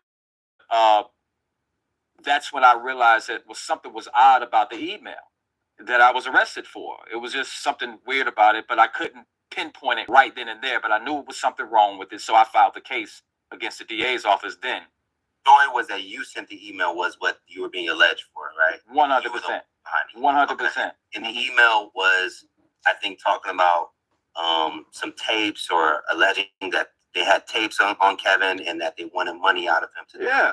And to be honest, listen, the forensics evidence says that, Kevin admitted that he was the first to receive the email. So that's why we can say that Kevin, now I ain't going to have to say alleged, but Kevin is the one who fabricated the email because he was the first to receive it. He ain't even saying alleged. It's all in the report. But, but the language in it is crazy. I mean, if you're going to fabricate an email, why put that? You shouldn't put that type of language in there. I think it has something to do with molestation. Has something to do with it was molestation, and I forgot what the other one was. But it was just as bad, But for them to say that I sent that, and then never bring it up in none of the court cases, they never even brought it up. They didn't even bring it, and I know why they didn't bring it up. Because they didn't bring it up because the words molestation was in it. You understand? They never brought it up in none of the proceedings during the criminal. They didn't even insert it in there at all. So I was arrested for this email that never was presented in none of the proceedings in the criminal case. Wow. Whatsoever. You know? Got you. How did he even pull that off to make it seem like it came from you? Well, that's the thing. They had no evidence. I don't know if you have the brief or whatever. It's funny. I was gonna. Oh, okay. Okay. Well, just to say, just know they had no evidence tying me to it. All you gotta do is read her testimony. She said that the DA investigator who was now being sued by me, she literally said under oath in testimony on November 12th, 2020. I'm sorry, November 12th, 2019. She literally said, "I assumed." Oh was your shit! Client when she was answering Jacob's cross-examination, she said, "I assumed." Yo, wow. Like you didn't even have proof, no evidence. My lawyer just tore her a new asshole with that shit. That's why I was arrested. So to answer your question, there was no evidence. Right. Mm-hmm.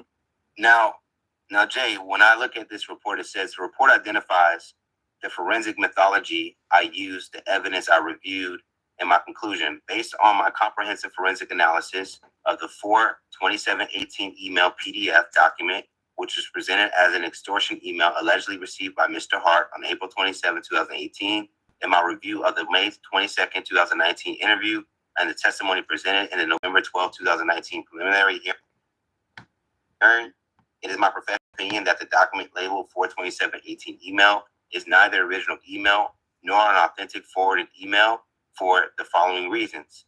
It's not original piece of evidence, and there was no apparent effort made by the district attorney's office to properly preserve the digital source. There is no chain of custody documentation that tracks and details how it was received by Mr. Hart, forwarded to his attorney, and ultimately delivered in its current PDF form to the district attorney's office.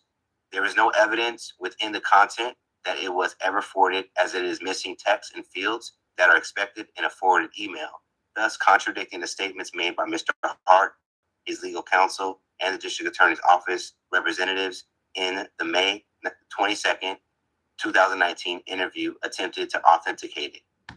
It is missing. Yo, Kevin Hart should have got charged for that. Like, how you just do that? How you do that, Kevin?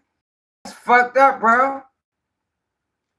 That's fucked up, yo. In order to his own ass, in order to save his own credibility, he wrote a fake email and said that his friend sent it to him,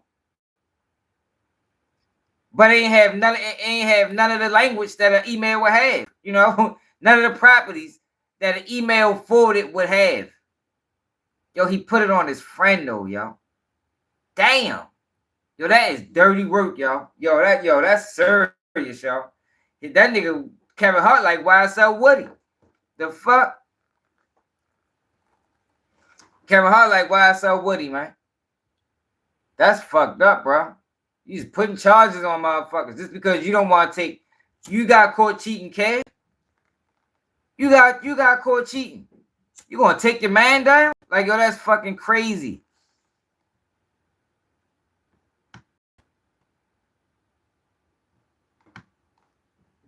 Metadata, including the hidden messages. Hey, Paul, I believe that, Paul. Validate its authenticity. The metadata is not consistent with its originating as an email to Mr. Hart. In fact, it reveals that the document was created in Microsoft Word 1 year after the alleged date of the email. Y'all stop right there. Yeah, man. I mean, come on, man. What other consistencies do you think also exist that you at least kind of can pinpoint on your end? You said inconsistencies? Yep, inconsistencies. Can you repeat it? Just are there other inconsistencies that you can point out when it comes to Kevin's accusations against you, or how things were framed up against you? Yeah, I mean, just for the simple fact that he's saying that he was extorted. You know, like, dude, you was never extorted, bro. Like, you lied, man. You straight up lied, fucking dog. Like, and the sad part is, I was willing to let that ride only if he would have just looked out for me, do what he said he was. You know, I know I'm probably jumping the gun with the questions and stuff like that, but that's why the the agreement, the contract came about. But I don't have to talk. But I was letting it ride, man. I owed him nothing. See, this is my thing though, yo. I could have just went straight to court. All right, even if you're gonna do that, yo, why would you put it on your friend? Like out of all the people, like out of everybody in the world, yo, why would you put it on your fucking friend? Somebody that you called a friend. Like that's what's mind blowing to me. All right, you got caught. I think she talks about this later on in the interview. With some of these deals you sign, it's how he worded. Like in some of these deals you sign, if you get caught in situations like that, it can void the deal. Because now it reflects on the company. Say you got a deal with some type of family business or family company or a company that's family oriented. And then Kevin Hart get caught cheating. Now that company got to disassociate themselves with you because now you fucking up the brand. So I get trying to get up from under it. Yeah, but you don't blame it on your friend, yo. Like, goddamn, Kevin, that's down bad, bro. That's down bad.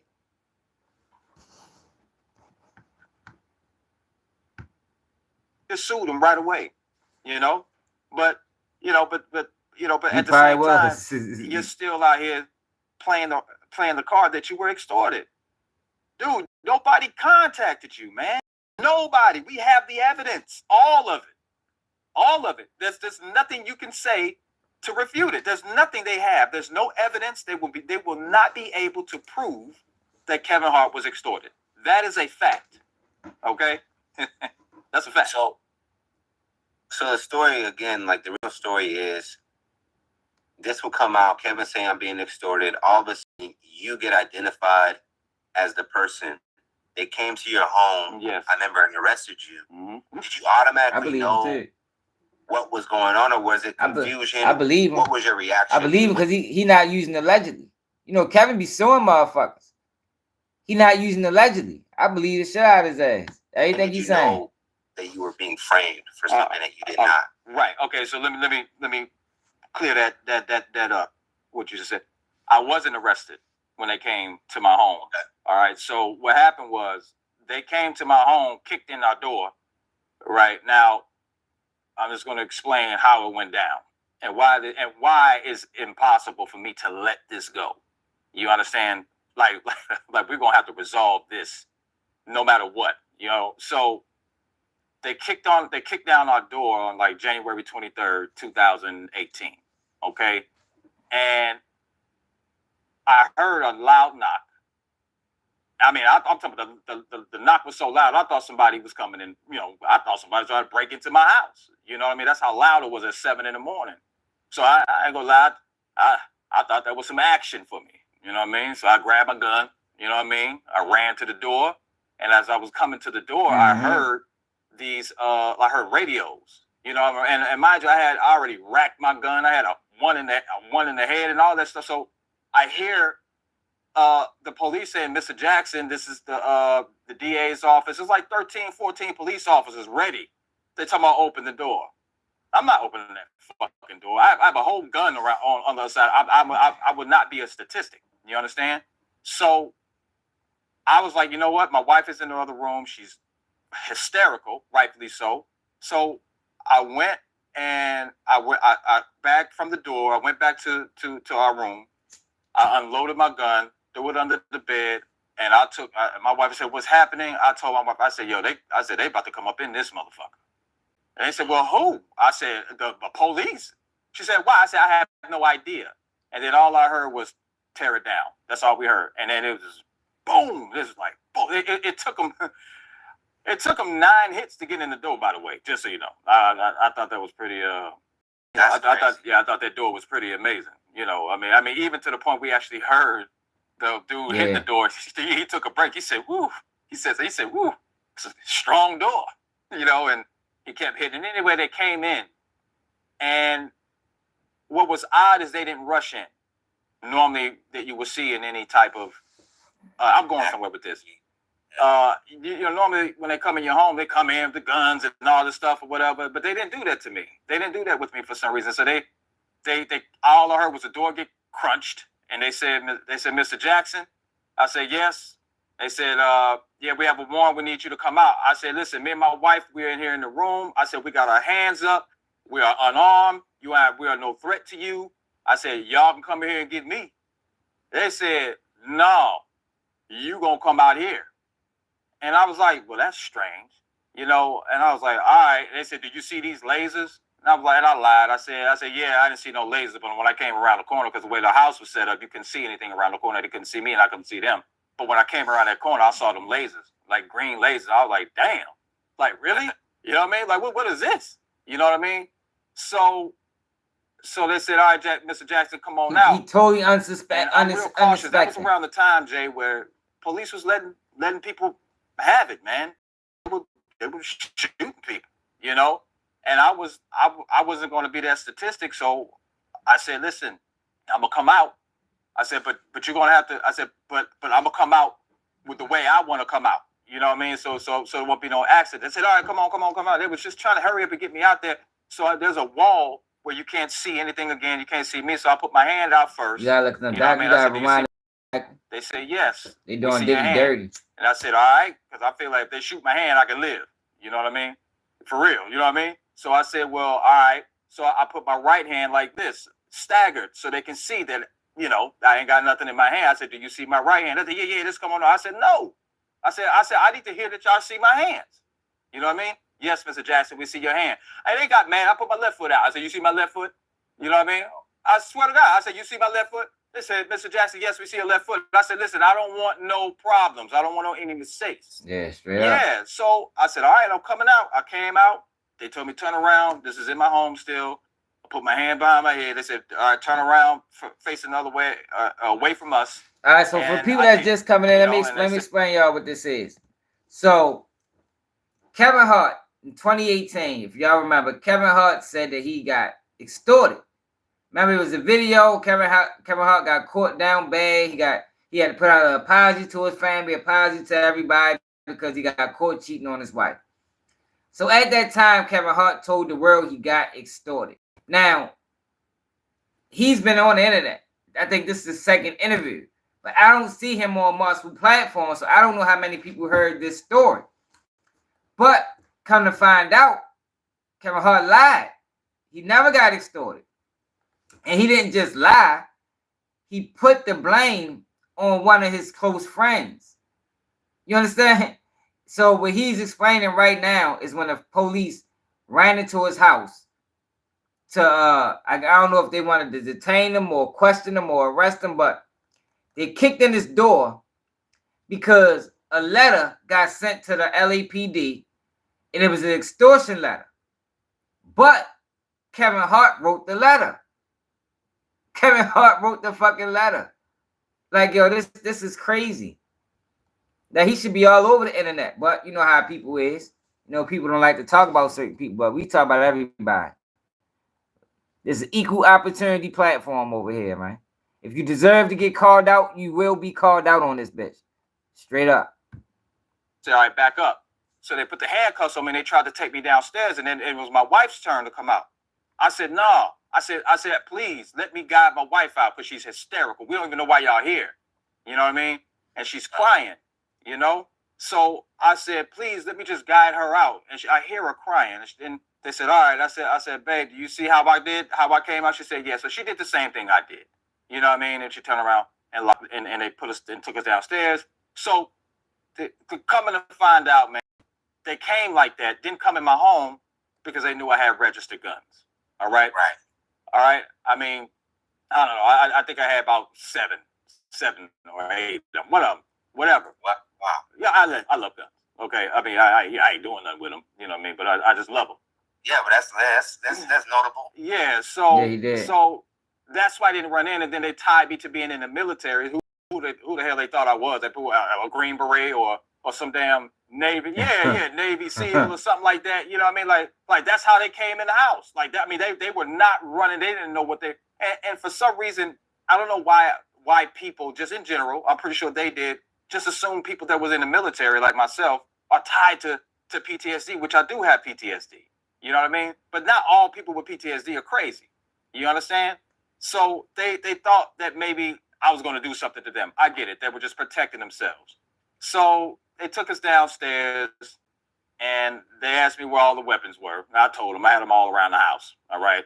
And so they unloaded them, put it on my bed, and they didn't take nothing. So anyway, they came in, they sat me down, interviewed me at my home. So as soon as they said, "Do you know why we're here?" I said, "No." I said, "I have no slightest clue on why you're here." "Well, you sent Kevin Hart an extortion email." Right then, I'm answering your question. Right then and there, that's when I knew I was being set up. Damn. They said, "You sent Kevin Hart crazy, yo. an email." And I said, "Oh, yeah?" I literally just said it like that. I said, "Oh, yeah?" They said, "Yeah." I said, Jack, I got a question for you. Yeah.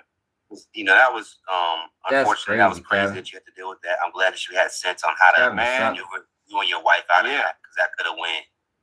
That's what I'm saying, man. A crime that never happened. But hold on. Yeah, he could have got killed. I just want to clear one more thing up. The reason why this is an issue for me, and the reason why I can never let this go, is because January 23rd just wasn't an ordinary day, brother. You know what I mean?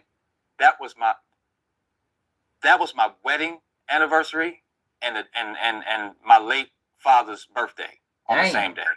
Okay?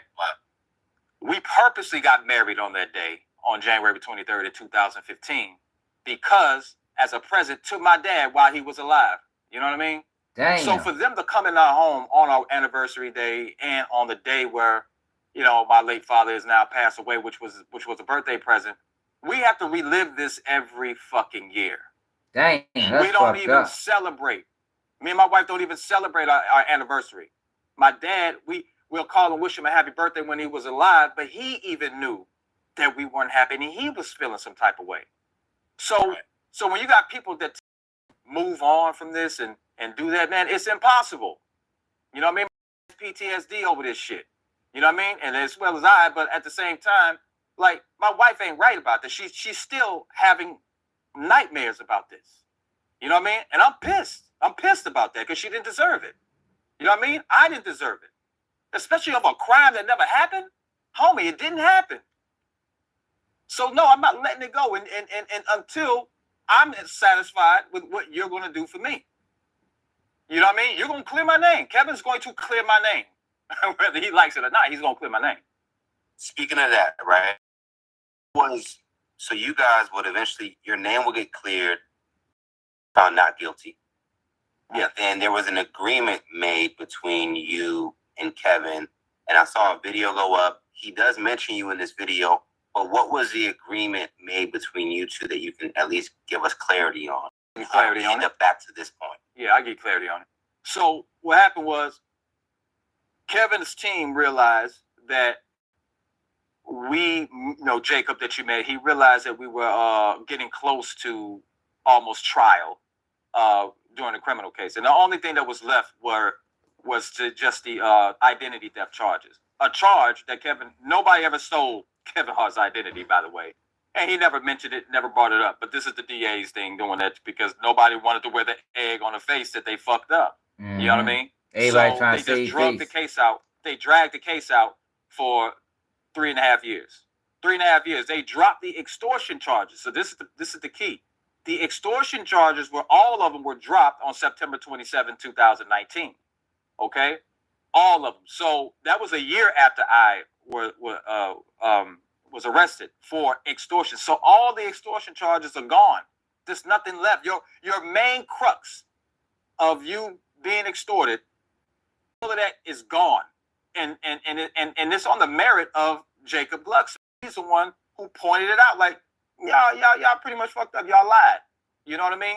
And so what happened was that when they dropped all the charges, Kevin had the nerve to double down, and they knew, Kevin and his team knew they dropped the charges. They knew they dropped the extortion charges, but then Kevin still doubled down and did the Don't Fuck This Up docuseries on Netflix, where he still said that I'm the one who did it. That's defamation, brother. You know what I mean? You know, not only were you ever extorted, but that's crazy, yo. You know, you saw people do not like to take accountability, yo. Like, yo, this is my thing, right? If you're not willing to stand on certain decisions, you don't make the fucking decision. You feel me? Like, yo, like this shit kills me, yo. How because we seeing it so often now. Like, go do some of the wildest things, but don't want to be held accountable of it. Like, you know what I mean? Like, that shit. I can't get the words out because it's frustrating, especially for somebody like Kevin Hart. Big as Kevin Hart is, you done made all this money. You done did all of these things, and you can't take accountability. Like, yo, accountability, that should be easy. That's something that's in your full control. That's one of the things in life that we are in full control of. You are in full control over your accountability. But people don't like to weigh it. People don't like to handle it. Like, they always want to blame somebody else. Even when it's obvious, there's nobody to blame. There's nobody to blame for this, Kev. You fucked this up. You got caught cheating. You did this, bro. All the charges were dropped against me on the extortion charges, but you still put out a damn docuseries where you benefited from. You got paid off of that to put me down. You know what I mean? And right then and there, when that happened, I'm like, I'm suing them. There's no way around. I was, you know, I think that was one of the questions. I gotta check. I was angry about that. I'm like, yo, bro, I wasn't even gonna sue you. You know what I mean? Even though I know you did the fuck shit, I was gonna not sue you. But since he did, but yeah, seriously. So what happened was, he came to us. He came to me and my lawyer. We didn't even go to him. He came to me and my lawyer, saying that, hey, you know, like it was a good proposal, saying, yeah, man, listen, we gonna get remaining charges dropped. And I'm looking at my lawyer, and I said, we don't need to drop those damn charges. I said, those charges are about to be dropped anyway on our own merit, and I'll be damned if I sign any contract to prevent me from clearing my name publicly through trial. You understand? Because I was looking for my big due of being found innocent. You understand? And I wanted it to be just as loud as they did to tear me down. So I wasn't trying to sign a contract over some dumbass charges that I knew that was going to get dropped. You're not doing me no favor. I'm doing you a favor at this point because you don't want me to go out to clear my name. You know, and they didn't want me to go out to clear my name because we have all the emails, you know, shows that they specifically said that we don't want JT to go out bad-mouthing Kevin Hart. Bad-mouthing Kevin Hart. That's exactly what they said. So said bad-mouthing. I'm just going to go out there and just tell my truth. How is that bad-mouthing? Your guy, you know what I mean? Your guy submitted fabricated evidence now, dog. You know what I mean? So anyway. Joe said bad-mouthing. That's crazy. They said, so I shut it down. I said, no, we don't need you for that. You know what I mean? And so they said, well, what can we do? They offered me money. You know what I mean? For real, Benji. I turned that down. I said, you don't have enough money to buy my reputation. You don't. I said, I'm talented enough to make my own money. I don't need your money. I said, if you want me to, I'm going to be frank. I know I've been frank all that. These were my exact words to his lawyer and whoever else was on the phone. I said, if you want me to shut the fuck up and not say anything about clearing my name, I said, then Kevin has to go out and clear my name just as loud as they ruined my life. I ain't gonna lie, I said that because I knew they were gonna say no. I just knew that because I wanted to clear my name. Nobody's gonna clear better than me. You know what I mean? So they said, he was kind of like a friend. And that just shows the character. Like, even with all of this done, he still was gonna carry like, yo, we gonna let bygones be bygones. Just clear my name. Just clear my name. Like, yo, you would think that's something easy, you know, that's manageable. You feel me? You would think it is. No, yo, but some of these people, some wild people out here, man. You gonna clear my name? They said, yeah. I said, and he gonna clear it the way I want him to clear it. He gonna say what I want him to say. They said, yeah. I said, ain't no way in hell Kevin gonna do that. They said, yeah, he gonna do it. I said, all right, so the whole time before we signed anything, we were negotiating what he was going to say, what he wasn't going to say, and we all came to the point where we came to an agreement on what he was going to say. And the main thing that I want him to get to, I don't care how he was going to get to it, but this is what he put. He's the one who wrote all that other little fluffy shit in the beginning, you know what I mean, to get to where he wanted to go. He's the one who wrote that. I just wanted him to say, hey, I had nothing to do with it, and I was not guilty. But the way I was not guilty and had nothing to do with it. That was nothing to do with it. Sounds like everything is covered at that point. There you go. He couldn't even do that, man. There you go. So that was the agreement. And that was a huge, we negotiated over that for like six months on what I wanted him to say. So it was a big deal for me. And I'm like, well, hey, all right, I guess I have the biggest dude in Hollywood. He can go out and clear my name. The guy who said that he was extorted is now about to say that I'm clear, and so I can get back out there to work.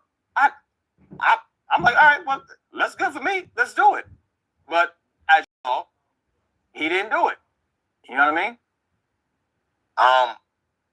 You know, hearing this story again, it's so many questions of like, why on Kevin's end, why put himself through this? Is this part of like the Hollywood game where you have to create a level of controversy to, you know, like, I'm just trying to figure out what his motive might have around this. However, I want to move us along just a bit more. Mm-hmm. Now, when it comes down to the video that Kevin dropped, what exactly did he not include? I was like, just verbatim, he didn't mention, because he said something about like, you know, oh, JT was found not guilty, but he never had that line in there. Was that specifically the only thing that needed to be mentioned, or was it?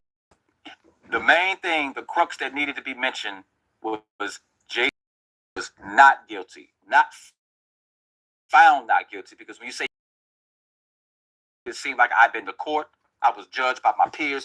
You know what I'm saying? That's misleading. That's still holding up the lie. By him saying he was found not guilty, that's still holding up the lie. That mean he had like he said, that mean he was charged, he was arrested. That's not what happened. That's not what happened, man. Kevin Hart a fuck boy.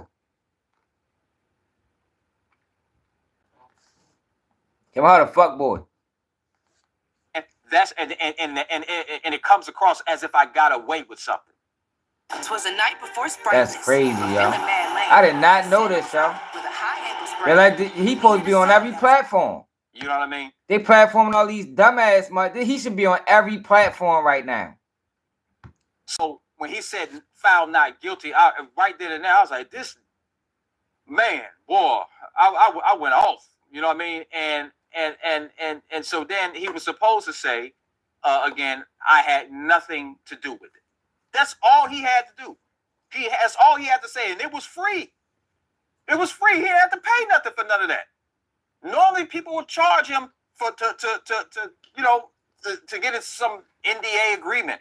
I didn't want your money, brother. I just wanted my name back because I could work and get my own money. He knows that. His people knew that, and my people. We have emails that shows that I don't want your money. But since he played me, you know what I mean, and breached the contract on October 27, 2021, the video that you're talking about where you saw him driving, and then him driving it didn't even look genuine. You know what I mean? It was just him driving. Setting up the scene, man. He was trying to make it seem. Let's find that video real quick. We're gonna go back to this. Let's find that video.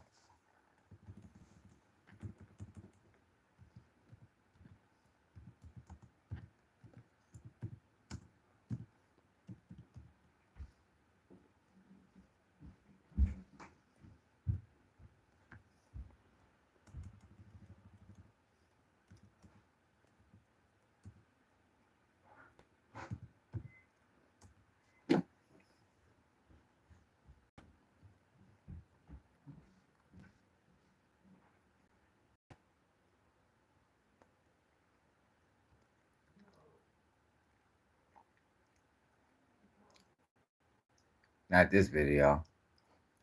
They probably took that bitch off the internet. No, these motherfuckers, they be moving like that. Probably got that bitch took off the internet.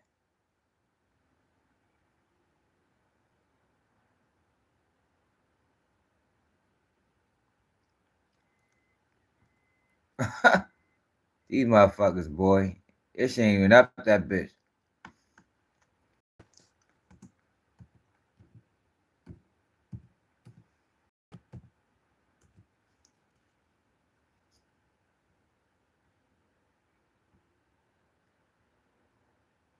Here, is this it?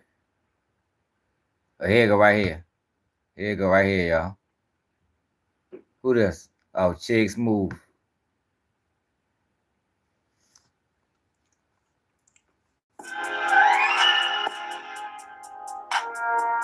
Yeah, because Kevin got some money. He probably could have sued for 50. What up, world? Happy Tuesday. I'm coming at you hot on a beautiful Tuesday morning. Look, it's no secret that my life has had its share of ups and downs. It definitely has. Not proud of the downs at all, but of course that's life. Things happen. It's our job to adjust when they do. One of those things that I had to adjust from was a situation that involved a friend, Jonathan J.T. Jackson, where he was charged in a case. And J.T. Jackson has recently been found not guilty in those charges. Oh shit! Dropped against him. Hey yo! Speak on what I once couldn't. I couldn't do it because. Hey yo! Fuck no! Yo, Kevin dirty. Yo, he dirty as a motherfucker. Yo, look how he doing this though. All jolly and shit. Yo, you dirty, Kev. Of course, that's life. Things happen. It's our job to adjust when they do. One of those things that I had to adjust from was a situation that involved a friend, Jonathan J.T. Jackson, where he was charged in a case. And J.T. Jackson has recently been found not guilty in those charges have been dropped against him. And I can finally speak on what I once couldn't. I couldn't do it because of the legal process. You know, they kind of put a fork in the road between he and I, and that relationship was lost. But I'm glad that now not only can I finally speak on it, but I can say I'm happy that that chapter in my life is over. I'm happy that we're able to put a period on that sentence, and I'm excited. Bro. Yo, but he's still blaming him. Yo, this should have went, this should have went like, yeah, he should have said something like, yeah, man, I fucked up, man, I did some bad things. You know, JT had nothing to do with that. The case was thrown out, insufficient evidence. Not that he got found out not guilty. The case was thrown out. I might have made a mistake. Even if you didn't want to take full accountability, I might have made a mistake, y'all. I jumped the gun. I accused him. You know, it wasn't him. It wasn't him. And I think, yo, he could have still had his reputation. You know, JT can still go back to work. Yo, but to carry like this, Kevin, you dead wrong for that, bro. Yo, dead wrong.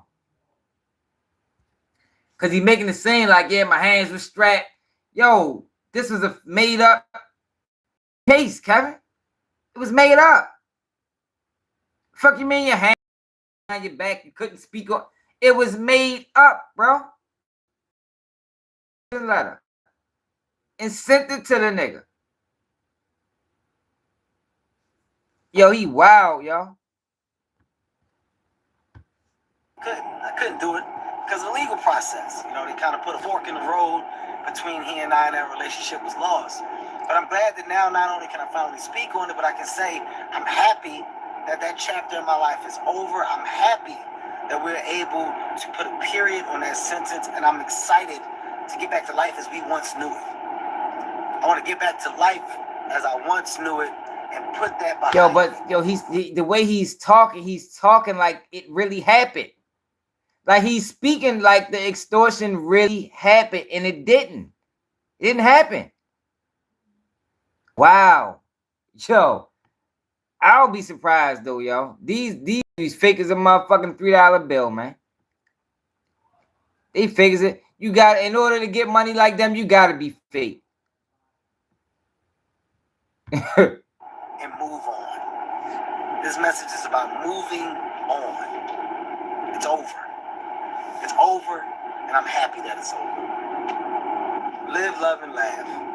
It's that simple. Out. Hello, you. Yo said it's over. It wasn't never nothing, bro. It was fictitious. It was made up. Fuck you, man. Like you went through something. Everything you went through, it was self-inflicted. Those are self-inflicted wounds, my brother.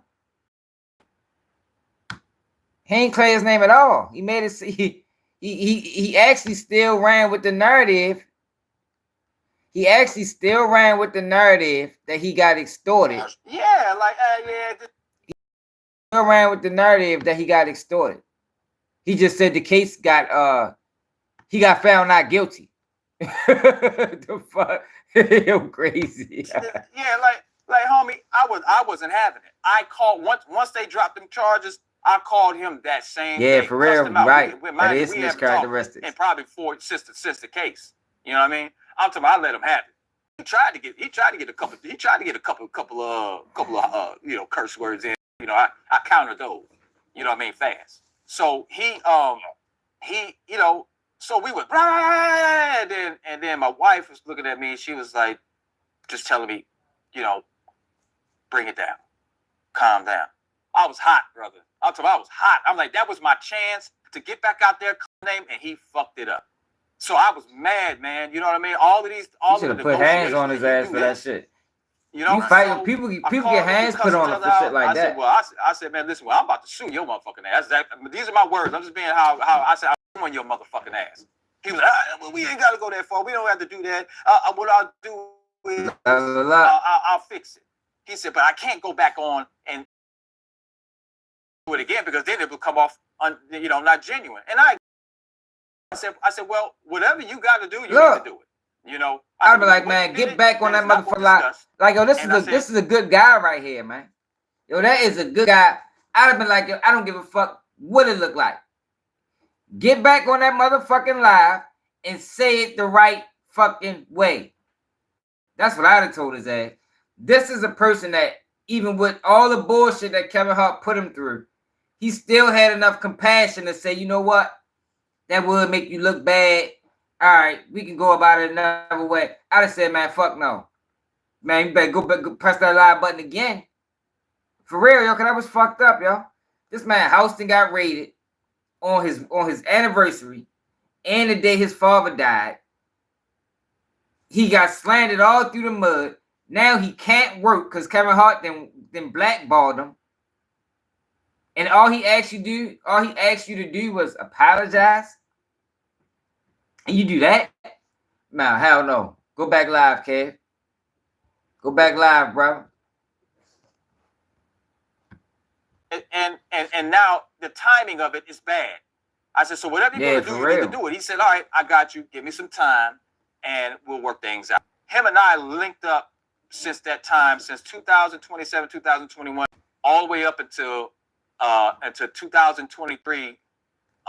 We probably linked up in person, talked like in his car, and like really chopped it up. It was nice seeing him. He would say it was nice seeing you. The vibe was cool, and he kept giving me these fake. I'm gonna set you up with this. That's that industry shit. I'm hearing you talk, but you're not making these moves for me, bro. And he was just like, no, I got you, man. I got these investments going on. I got this going on. So right. I said, man, what does that got to do with me? I said, I don't care about your investment, brother. Right. You know what I mean? Do what you said you was gonna do. Point I'm trying to make, John, is I tried to keep this out of the public. Okay? I tried my best to keep this out of the public. After you interview with me, yeah, you guys to kind of like talk about catch back up and kind of move. Oh, this is way after. Yeah, this is way after because I met with you in 2020. This is in 2021. Like literally almost a year later. We met up in November. We met up a couple of times in November. We met up in January. We met, and like I said, I got all the records. I got all the text messages. I got all of that. Open to kind of like rekindle a friendship out of that. Like, how were you moving at that point? Wait, you someone doing that time or now? Yeah, when you caught up with Kevin, was it like all about like getting your name back restored, or more like, damn, maybe we can put this past us. Maybe we can be kind of cool again. Yeah, like we would never be cool like we were. I mean, that's a fact, but there was still enough love between us because we've been through a lot, in Hollywood together. You know what I mean? Before Kevin was even Kevin. So there was still that part of like, you know, we can maybe do some lunch or something. You know what I mean? We were working probably towards that or whatnot, you know, but my main goal was to have him clear my name. And that was first and foremost. And then he's the one that offered that, hey, I'm gonna get you in this movie, I'm gonna do this for you, I'm gonna get you these animations over here. And I'm like, oh, I said, well, listen, homie, I said, I appreciate that, but just know I said, I'll take it, but I want my name clear, brother. You know, I said, I'm not saying that I want you to go out there and say, came at his character. JT, I said, I know your reputation to you is golden, but my reputation to me is golden as well. I said, but we could work together. And I said, I said we could do it a certain way where people can be like, oh shit, I guess they cool now. You know what I mean? I offered this to him. I gave him all these proposals. He was down for it. Yeah, I got you. We could do it. But he just kept stringing me along. I think that's where it just draws my curiosity. And of course, maybe one day I can speak to Kevin directly about how he went through this process. Kevin ain't gonna talk about that. It doesn't make sense on he ain't gonna talk about why he would put himself through this and then not just be like, you know what, I made a mistake. I overshot the situation. I was paranoid. From my vantage point, it just seems like if he's fabricating emails, is he just doing this to draw up some type of like conversation for himself? Because I know that's part of the game too in Hollywood, publicity and everything. Well, my but you don't throw your friend under the bus for that. My answer to that is that it has nothing to do with him drawing attention to him for anything. Yeah, that don't even make sense. At that point, his team and Kevin pushed a narrative of extortion. They had to keep that. They had to keep that. That's why that makes sense. Know what I mean? But I think that's where I'm just in my mind. It's like, and this is hard to believe. Being naive and not and totally insider in the business. Can we not make mistakes? Is it okay to be like, you know what, we all fucked up, and let's keep it pushing. Let's make right with JT and then move on. I think the audience is somewhat forgiving. It makes, that's why it leads me to be like, it can't be just like you made a mistake or you don't want to be seen like you can't be trusted. We all have those faults. Right. Like if Kevin would have said, you know what, I got to go back on my word. It was an extortion case. I was paranoid and I just felt that, you know. Yeah, but that takes accountability. That takes accountability. Yo, some of these people, Kevin might be this way. Basically, he is this way. Yo, they get so big, they think that they can't do no wrong. You feel me? They can't do no wrong. I'm not anything wrong falls on you. Or you. It will never fall on me. Because I got the money. It don't have to fall on me if I don't want it to. Yo, but some situations is unavoidable, yo. You can't take that mindset into every situation. Because sometimes, yo, you got to be a man, yo. You got to be a woman. You got to take accountability for what you did wrong. What Kevin Hart supposed to say when he when that fake apology was, yo, I got it wrong. I thought it was him. It wasn't. It wasn't. And people would have accepted that.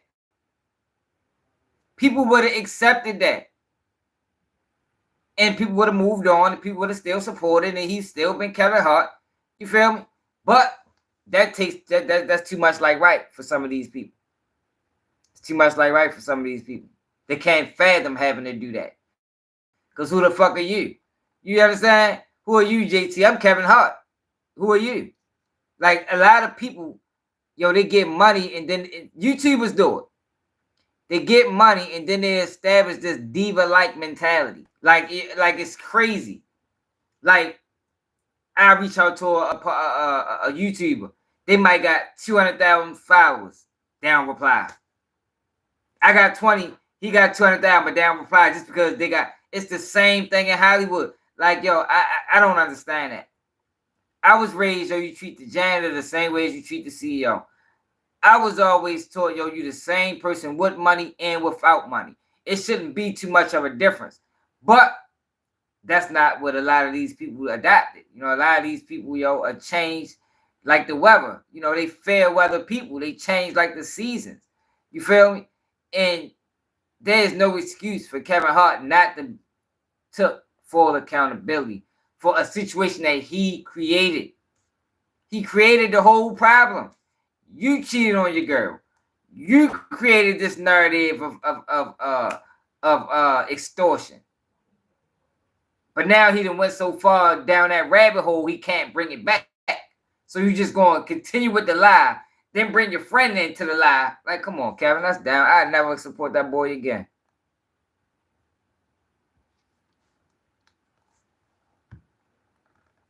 I couldn't trust, and I think the audience would have just bit that. They would have loved it.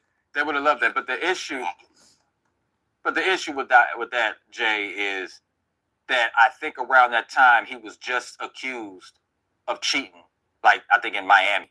I think, I think it was around June or something. Remember it was something going on where he was in a car with some lady, some female, and then 3 months later he's caught where they brought me into it. He's caught again cheating. So you also have to look at it like this.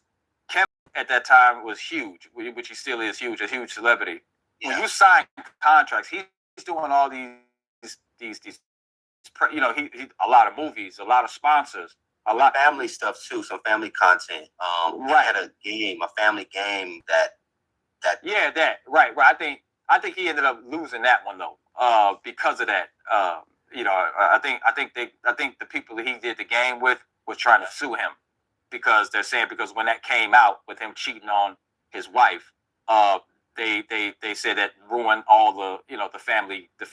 Yeah.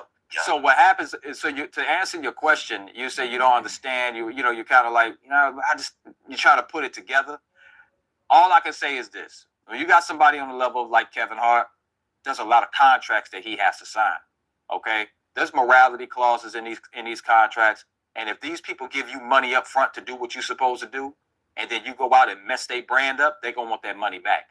You understand? So yeah. So what I'm saying is that I'm not saying that. Just use that for 50. That's what it was, but that's the only thing that makes sense. So that makes sense to you. What was going down? Absolutely. I mean, you can't go from like they blew the extortion up. I mean, it was everywhere. You know what I mean? So if he goes and I wasn't extorted, his credibility goes, and he probably would have to pay some people that he told that he signed the contracts with. I was extorted, and so this is this. I'm dealing with it. So it probably would have backfired financially heavily to him. There you go. So that again, that's an alleged. But so what though? But this the thing though, y'all. Even that is true. You did it. Sometimes you gotta bite the bullet, y'all. You gotta bite the bullet. You did it, even if. All those things is true. He would have lost all these endorsements. He would have lost all his money. His credibility would have been shot. You did it. Stand on it. Just like yesterday, we was talking about NBA Youngboy. NBA Youngboy was in court with his head down the whole time. The whole time. He been committing all these crimes, doing all this wild shit. Mind you, I think they was targeting him. I think they was trying to take his influence and everything. But he was moving around recklessly, like we living in a world without rules. So now when it comes time for you to face the consequences for your actions, you're going to sit in front of the judge with your head down? Your head's supposed to be held high. You know what you was doing? Man, these people crazy, man. These people crazy. Kevin Hart should have stood on it. You created this problem. Stand on it. Sometimes you gotta be willing to lose it all, yo. And that's one of the things that's fucked up about the world we living in. Nobody is willing to lose it all for the greater good or for whatever purpose. Like people are not standing on nothing. It's like what they say, you stand for something. It's either you stand for something or you fall for anything. People not willing to stand on nothing, y'all. Now if it's gonna hurt the body, now if it's gonna hurt that dollar, oh fuck no, I can't do it. I don't know, y'all. I'm just a different type of person, man. Like that shit would bother me. You feel me? It would bother me knowing what I did to yo, who was a friend of mine, and all I gotta do is take accountability to clear his name. What is that one? My thoughts. I'm not mad at that theory. Like I said, maybe one day I can talk directly. Yeah, I would like to know. Yeah, I want to know too. Yeah, what was going on. Now to move us along, you kind of already mentioned a lot of things that you lost in this ordeal. Can you kind of riff off your head, like just thinking about your career? Because when you were arrested, and when you had that raid happen, you were filming a movie then, right? Yes. Like the same time? Yes, I was filming a movie called Get Lucky. And didn't look like I got lucky. Right.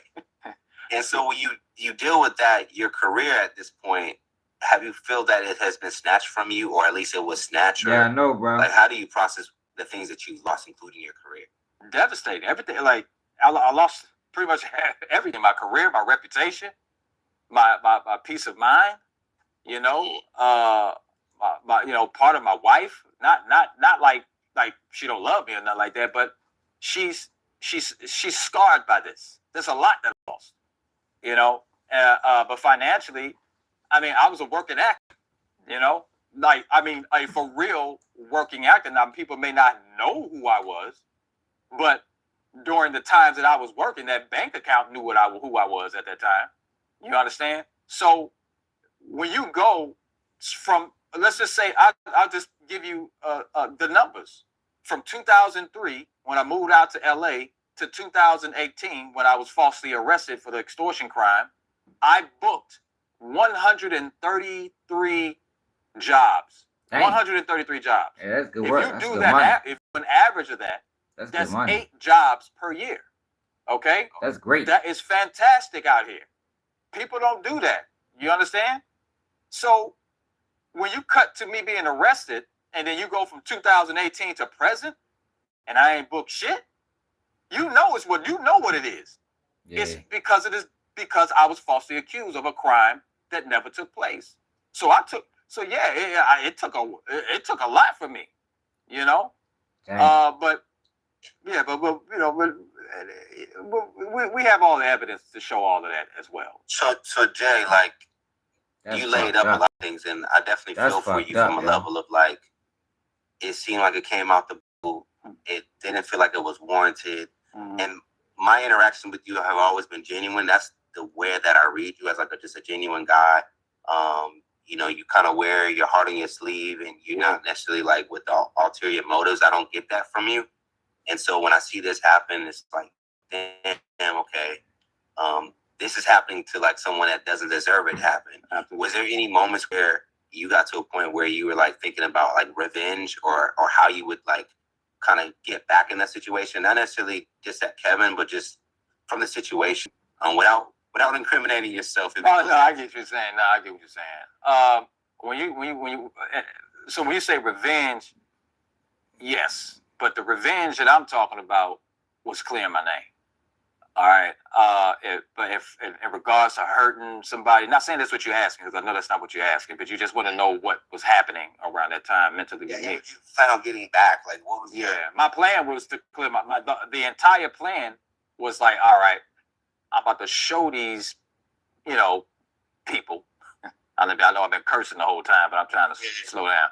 But I'm about to show them that I had nothing to do with this, and so that was my revenge. My revenge was, I'm going to hit the ground running, and I'm going to turn those tables right back around to them. That was my goal the whole time.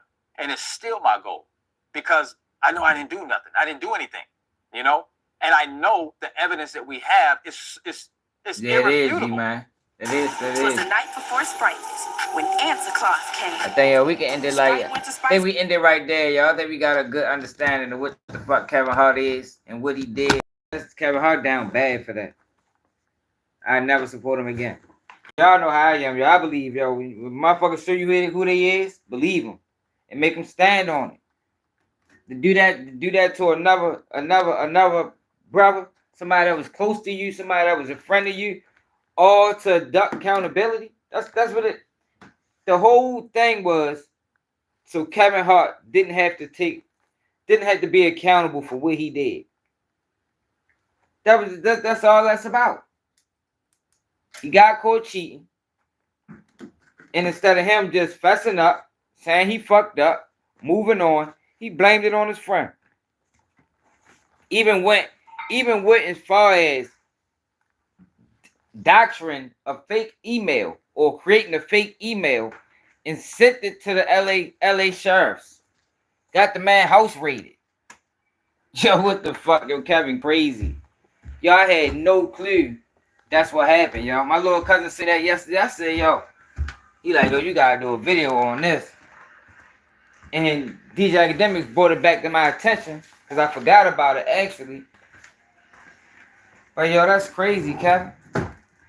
Shit, Kevin Hart need to apologize to me for that shit. Fuck. I think everybody deserves an apology. Shit. Straight up. That was some bitch ass shit, bro. I'd have never watched none of your movies. I knew you was rocking like that. And it's not the fact that you did the bullshit, even though that is some bullshit. It's fucked up that you weren't trying, even when it failed. You feel me? Even when the attempt failed, he was not trying to take accountability. He was not trying to take accountability for what he did and why he did it.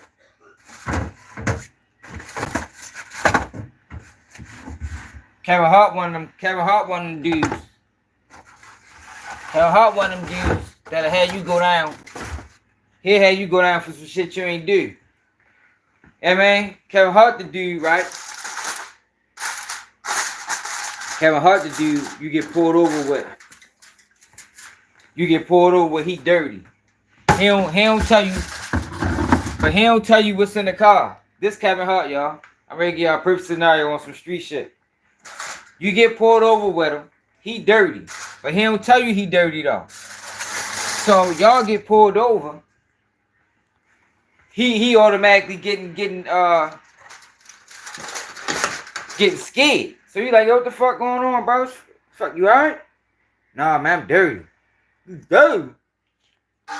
Fuck you mean you dirty? Man, I got a half a brick in this bitch.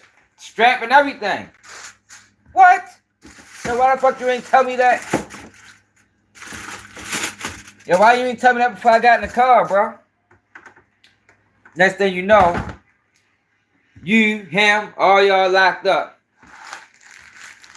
You locked up. Look, and he don't got it on him. He got the bitch under the seat. He got the bitch in the glove department. He got that bitch on your side. You heard me? Yo, this Kevin Hart. Yeah, from Baltimore. Look, he got everything on your side. So you get pulled over. They lock both of y'all up. He ain't trying to take the case. And on no level. Even when they start coming back with jail time, he is not trying to take the case. Kevin Hart make you beat the shit out of him in the ball pen. Make you get his ass hit wherever you go at. That's fucked up, y'all. Yeah, but I think that's a perfect scenario explaining Kevin Hart. And that's basically what he did to y'all. That's basically what he did. Just on street terms. That's basically what he did to that man. Got caught out of bounds, cheating on his wife, and trying to find a way out of it. And instead of him taking accountability, admitting he fucked up, he made the situation worse and drug his man down. That's down bad, man. You heated them things up. You taste them. They're good, ain't they? Hey, it's time to go to bed, bro. You need to turn that game off. Like ASAP. Like right now. It's mad late. You're gonna be tired as I don't know what tomorrow. Turn the game off, bro. Sean, turn the game off. Tell me you're about to win. Mad late. You know what time it is? 1:28. What you mean about to win? How long before you win?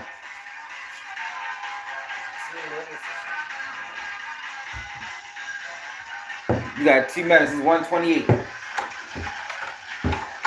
Tell you about to win. crazy.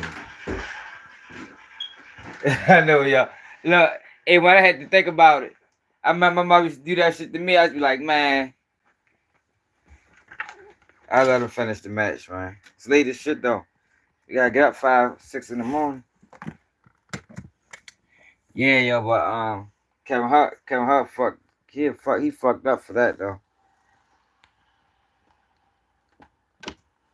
But yo, today, y'all, we covered the Diddy news. We learned out that just when we thought that the United States government was playing dirty, we found out that they playing even dirtier than we thought initially. Like, they is playing dirty with Diddy, y'all. Yo, ain't no way you can tell me that wasn't their plans. Ain't no fucking way. They talking about, yeah, we had the raid coming before. They probably was going to raid the jail before they got Diddy. But they seized the moment. They used the opportunity.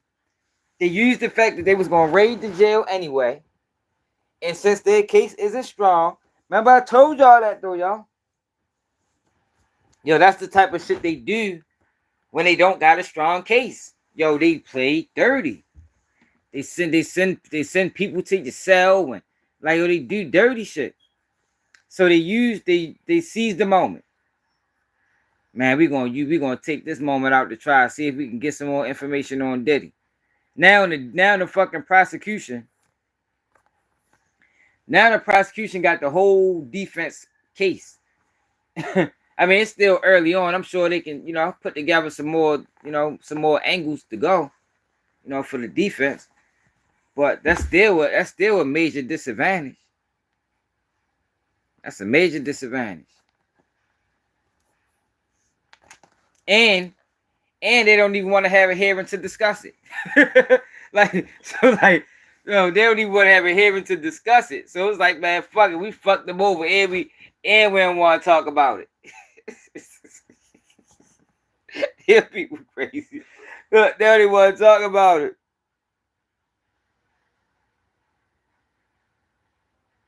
Yeah. Hey, Breeze, that's what they do, yo. That's the type of shit they do, man. I know. I told y'all, yo, they sent the snitch at me before. Told y'all that.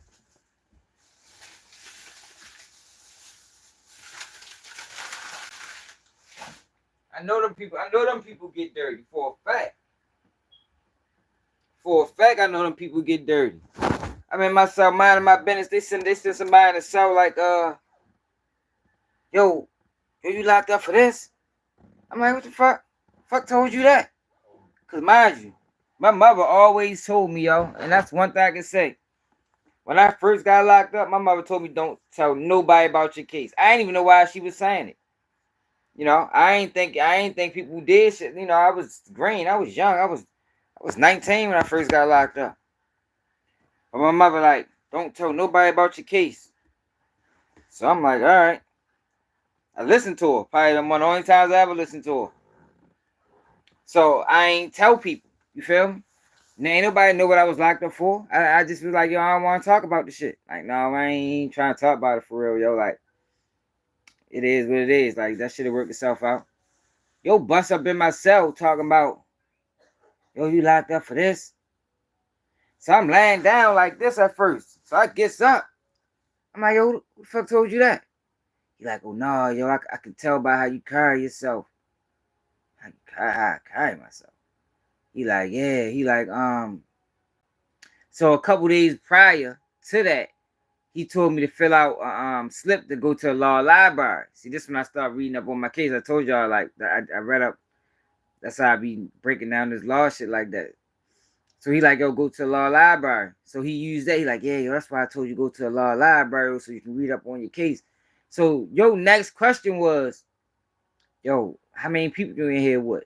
How many people I'm here with? What the fuck type of shit you? What you fuck you think I'm stupid? Yo, like, how the fuck do you just assume I'm in here with people, for one? And for two, why the fuck does that even interest you? Man, they say Mosley attorney visit. Man, I flew out that bitch. Then he tried it again.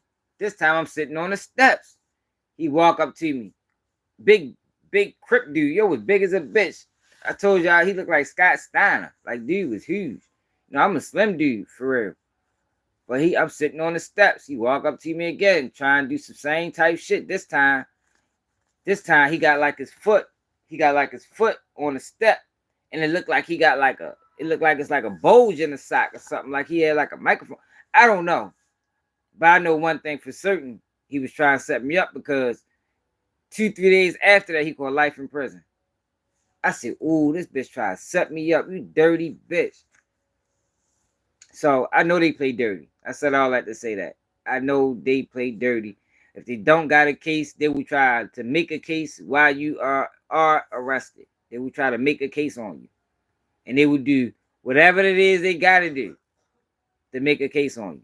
Whether it's legal or illegal. For real. Yeah, y'all. Yeah, you don't talk to nobody about that shit, man.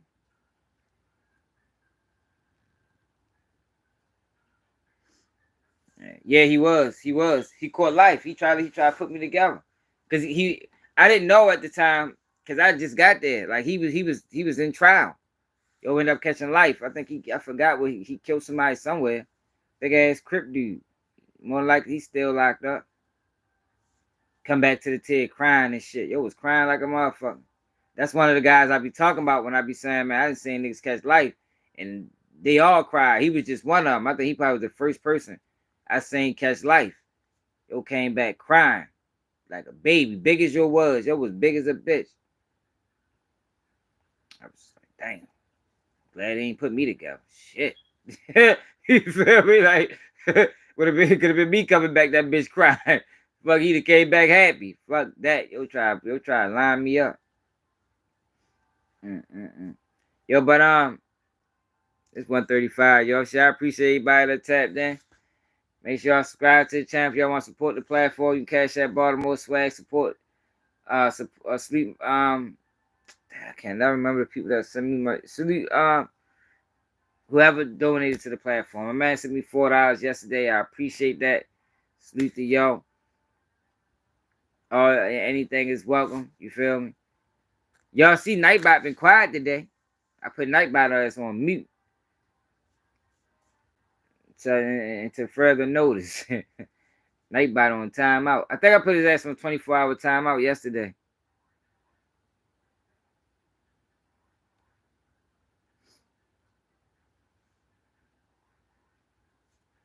Who the fuck you got stumbling over their words?